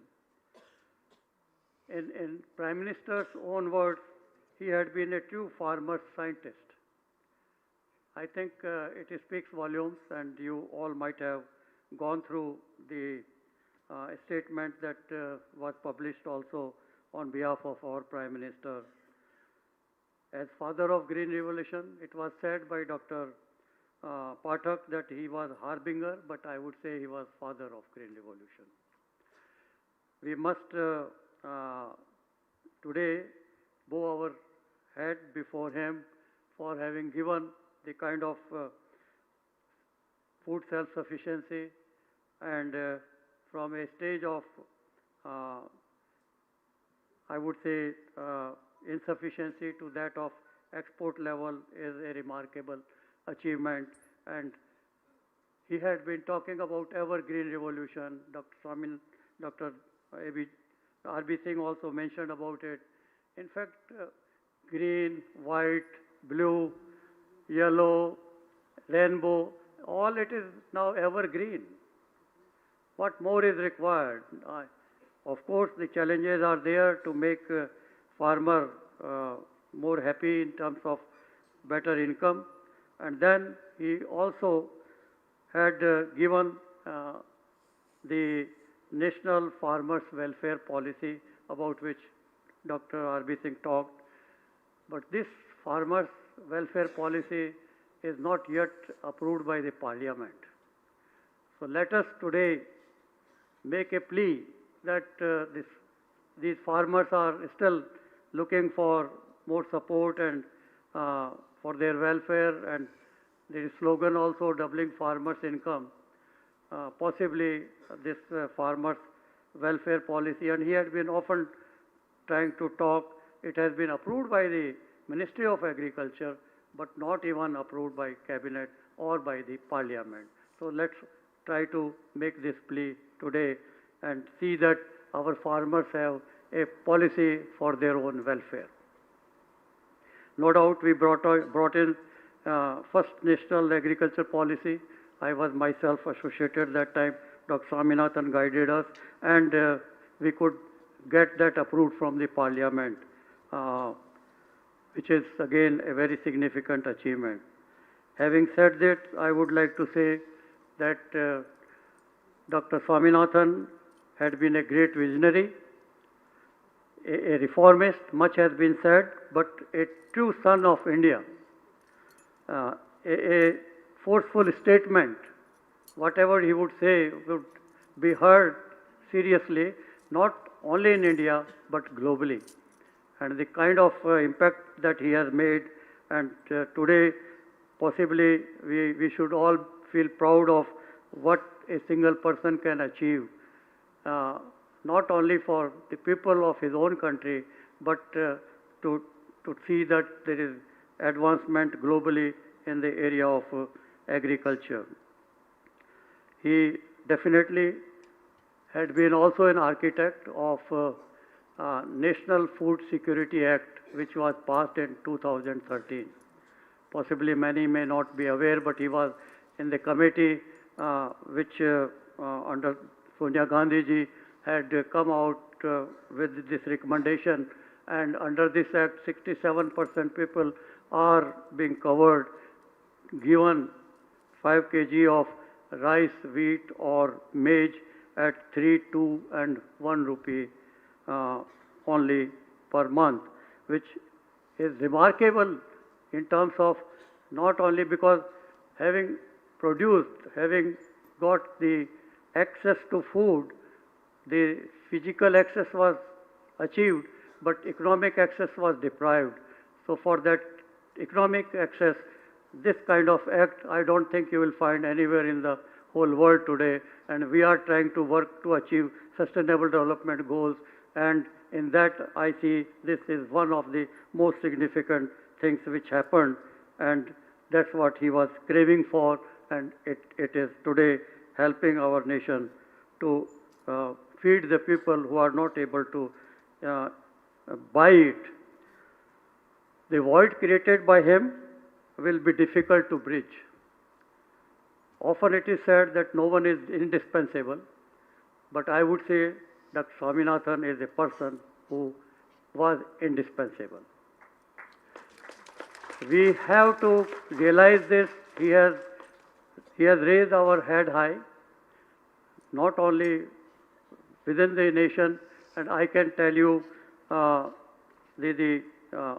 in the Central Hall of Parliament, when 50th year of independence was celebrated, Dr. K.R. Narayanan, our president then, had said, if any significant achievement we have got in 50 years of independence, food security is one.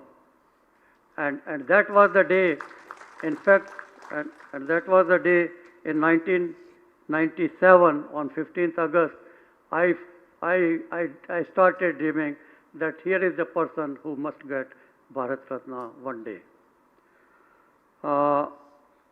Having said this, I would like to say, personally to me, he was a mentor, he was a guide, he was a very strong supporter, and he had been all through in his life a real well-wisher for everyone who came in touch with him. Maybe I was more fortunate to be associated with him for planting those seeds in the Jaunti village. Those farmers you had today heard them. We were going and dibbling those seeds, and only 4 kg of seed was available, which was planted by hand by the postgraduate students here in IRI, and I, being in genetics, working closely, had an opportunity, and that was a learning phase. From there, we could, in just 3 years' time, 1967-68, could get from 11 million tons to 16 million tons, a jump of 5 million tons, which led to Green Revolution. But let me tell you, evergreen, from that day till today, we are producing every year 5 million tons of food grains extra. As against 4.5 times of population growth, our progress in food grain is 6.5 times. We have really achieved this evergreen revolution. Sometimes you feel sad when people say the Green Revolution was an exploitative approach. If that would have not been there, we would have been starving. And our Prime Minister had been telling, have fast one day in a week. And that was the time when it was said, Jai Jawan, Jai Kisan. Means we don't want only protection on the border, but we want the farmers to protect ourselves and our life. I was born during Bengal famine. I don't know, many of young people be knowing, during Bengal famine, it was not the disease by which people died. And I think you referred to it in your presentation. The people who died are equivalent to those people who have died in COVID epidemic. Can you imagine 3.5 to 4 million people, and that was because of the wrong policy. It was not shortage of food, but food was exported and not provided in that region where there was drought. So it was from that situation, then begging bowl situation, to now the export situation, and export of 55 billion of US dollars, and we are aiming of 1 trillion economy, out of 5 trillion from agriculture alone is a remarkable challenge, which certainly we are going to achieve, and it is all thanks to the persons like Dr. M.S. Swaminathan. Personally, I would say I had long association, not only as a student, then in the system, as a director, as Deputy Director General, as Director General.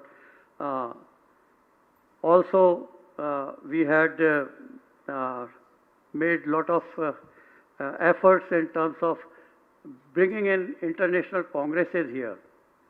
The Congress of Genetics Congress was held right in this hall.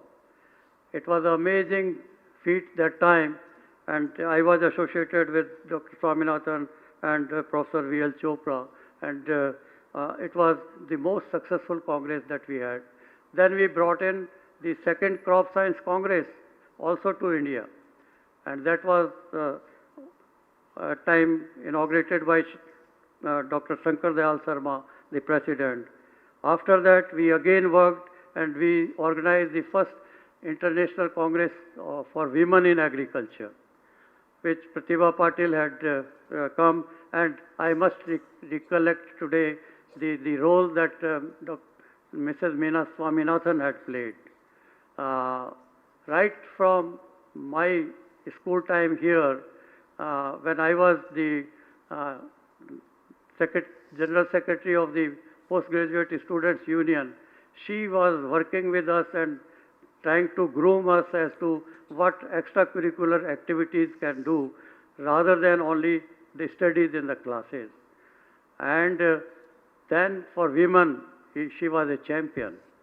And when that Congress was held, she herself participated.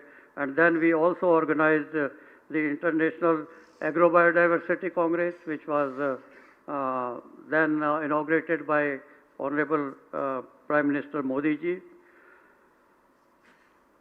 We established National Academy of Agriculture Science, 1990.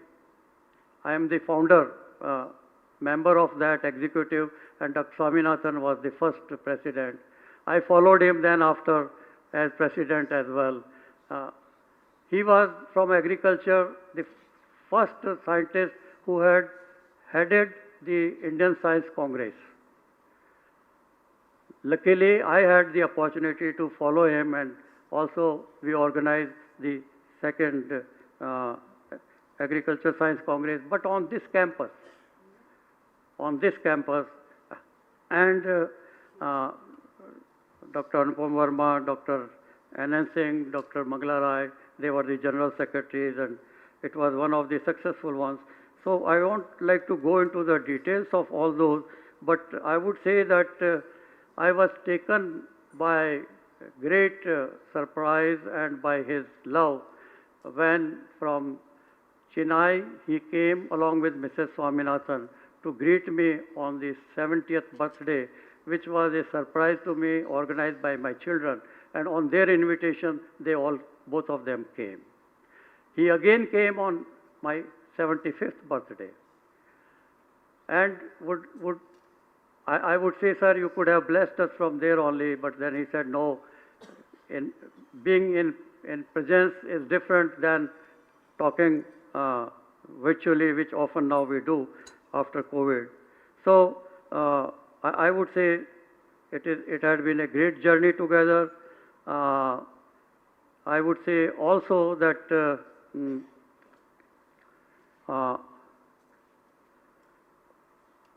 he was the first recipient in that Science Congress for the Millennium Award, which was also shown.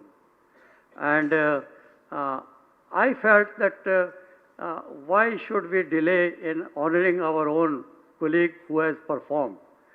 So not only in my Science Congress he got the Millennium Award, that was the first year of the new millennium, 2001, January. But then we established the task and we initiated the MS Swaminathan Award, which has been received by, the first one was Dr. Borlaug, who received from the President. And then the line is there, the 14th award will be given this year. My point of not showing this is to say that we have done something. But the point is, a person when he is there, if you respect, and this message I got once from him. I said, sir, what do you think about us as scientific community? And his only one word was, I hope, Raj, we start appreciating each other. This was his simple 2 lines and had volumes in terms of message, and this is the result of that. I thought we could have got that award during his lifetime. Finally, I would like to conclude by saying that let us carry their legacy. Let us try to see what we can do to remember him for years to come.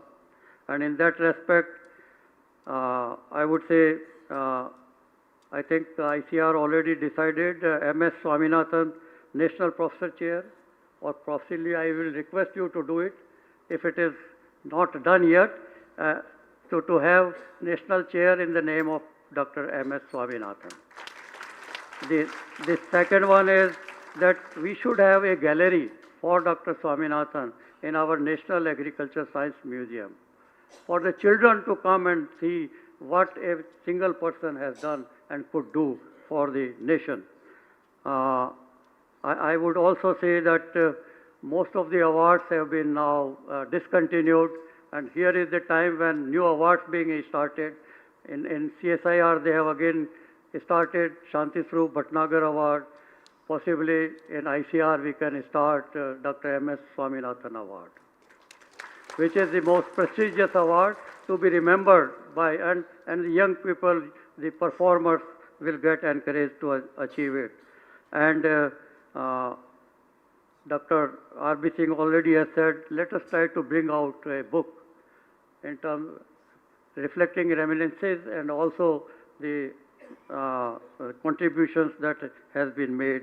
And I have already mentioned that let's all crave for approval of National Farmers Welfare Policy by the Parliament. I think that should be our also an achievement if we can do it.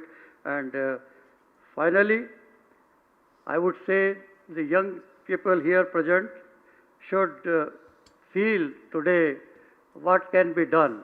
The sky is the limit. But what you require is intelligence, hard work, perseverance, and perspiration. And that requires the complete dedication and what you do for yourself. But what Dr. Swaminathan did was not for himself, but for the entire society. So do something for the society, not only for yourself. And let's today all pledge for achieving, still if something is left for evergreen revolution, to achieve that, to continue having leadership globally. And I would say, let Dr. Swaminathan be remembered forever for what great contribution he has made to make our head high and to feed our people and to provide household food security. Thank you.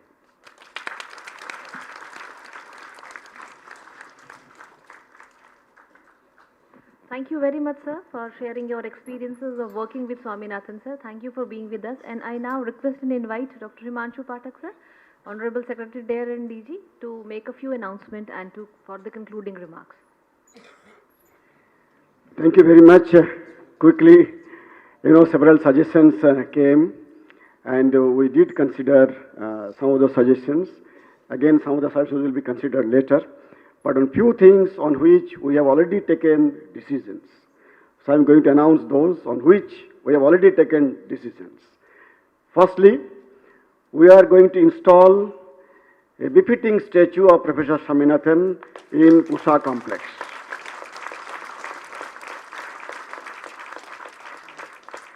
Secondly, one national professor of ICR will be named after Professor M.S. Swaminathan. Thirdly, a memoir on Professor Swaminathan will be published and will be released on the Foundation Day of the Academy, that is June 5th this year. The Foundation Day lecture, and this is the fourth one, the Foundation Day lecture of the Academy will be named as Professor M.S. Swaminathan Foundation Day lecture. So these are the decisions which we have already taken. Few more suggestions came, which we shall certainly consider to keep the memory of our professor, to make the legacy going on forever. Thank you all very much for being here and supporting this event. Thank you all. Thank you very much, sir, for giving this occasion a happy ending. And I now request Dr. Wazir Singh Lakra, sir, Secretary NAS, to kindly propose the word of thanks for today's function. So.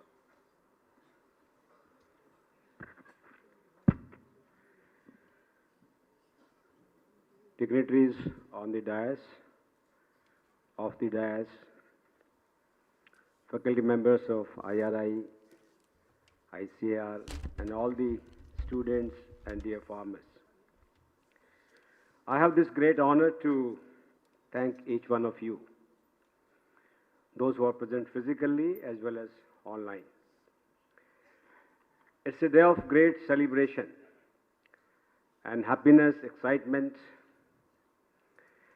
And at the outset, we would like to thank the Government of India, the Honorable Prime Minister, to confer this top award to Professor M.S. Swaminathan.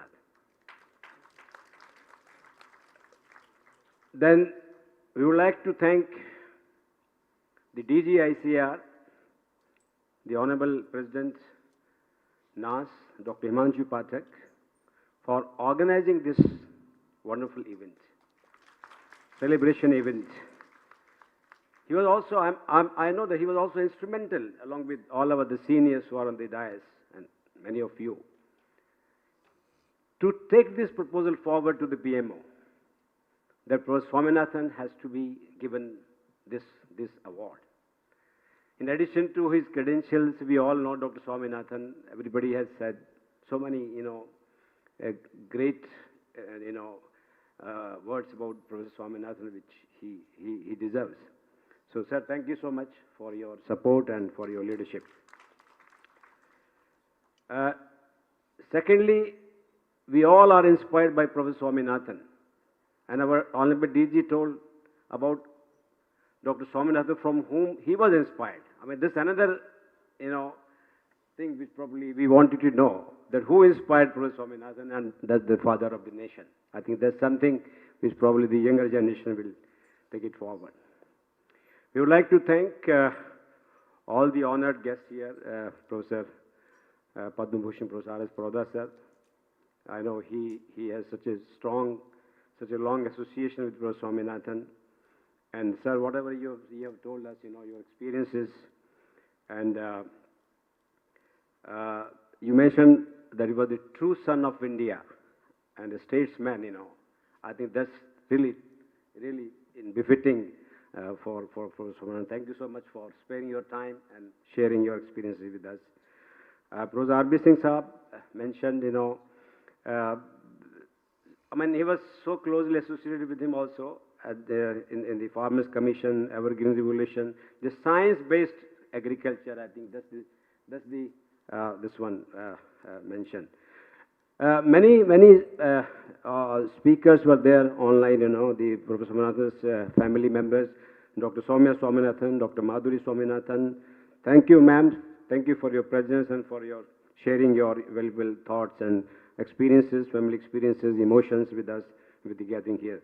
And all other speakers, Dr. Punjab Singh, Dr. Gupta, Dr. Prabhu, Dr. Anupam Verma Sahab, and of course Dr. V.P. Singh, those who shared their emotions. I think after hearing all these, messages and all these thoughts, and feelings and emotions and respects for Dr. Swaminathan, we feel that Indian agriculture, IRI, NAS, we all breathe Dr. Swaminathan. And that's the legacy I think everybody has mentioned. We have to take this legacy forward, to take Dr. Swaminathan forward, to keep Dr. Swaminathan live in our hearts. I think with this, let us once again pay our tributes to Dr. Swaminathan and pledge to take this legacy forward. The legacy, the last legacy to work for the welfare of the farmers and the farming community. Thank you very much. And I forget to thank Dr. A.K. Singh, the Honorable Director, IRI, my fellow Secretary at the Academy, Team IRI, I think, who has done so hard work, who planned this event. Dr. Thank you so much, and thank you, Team IRI, for this show. Thank you very much, sir. And with that, we may be allowed to conclude the program. Thank you all for being with us. Have a great day. Namaskar.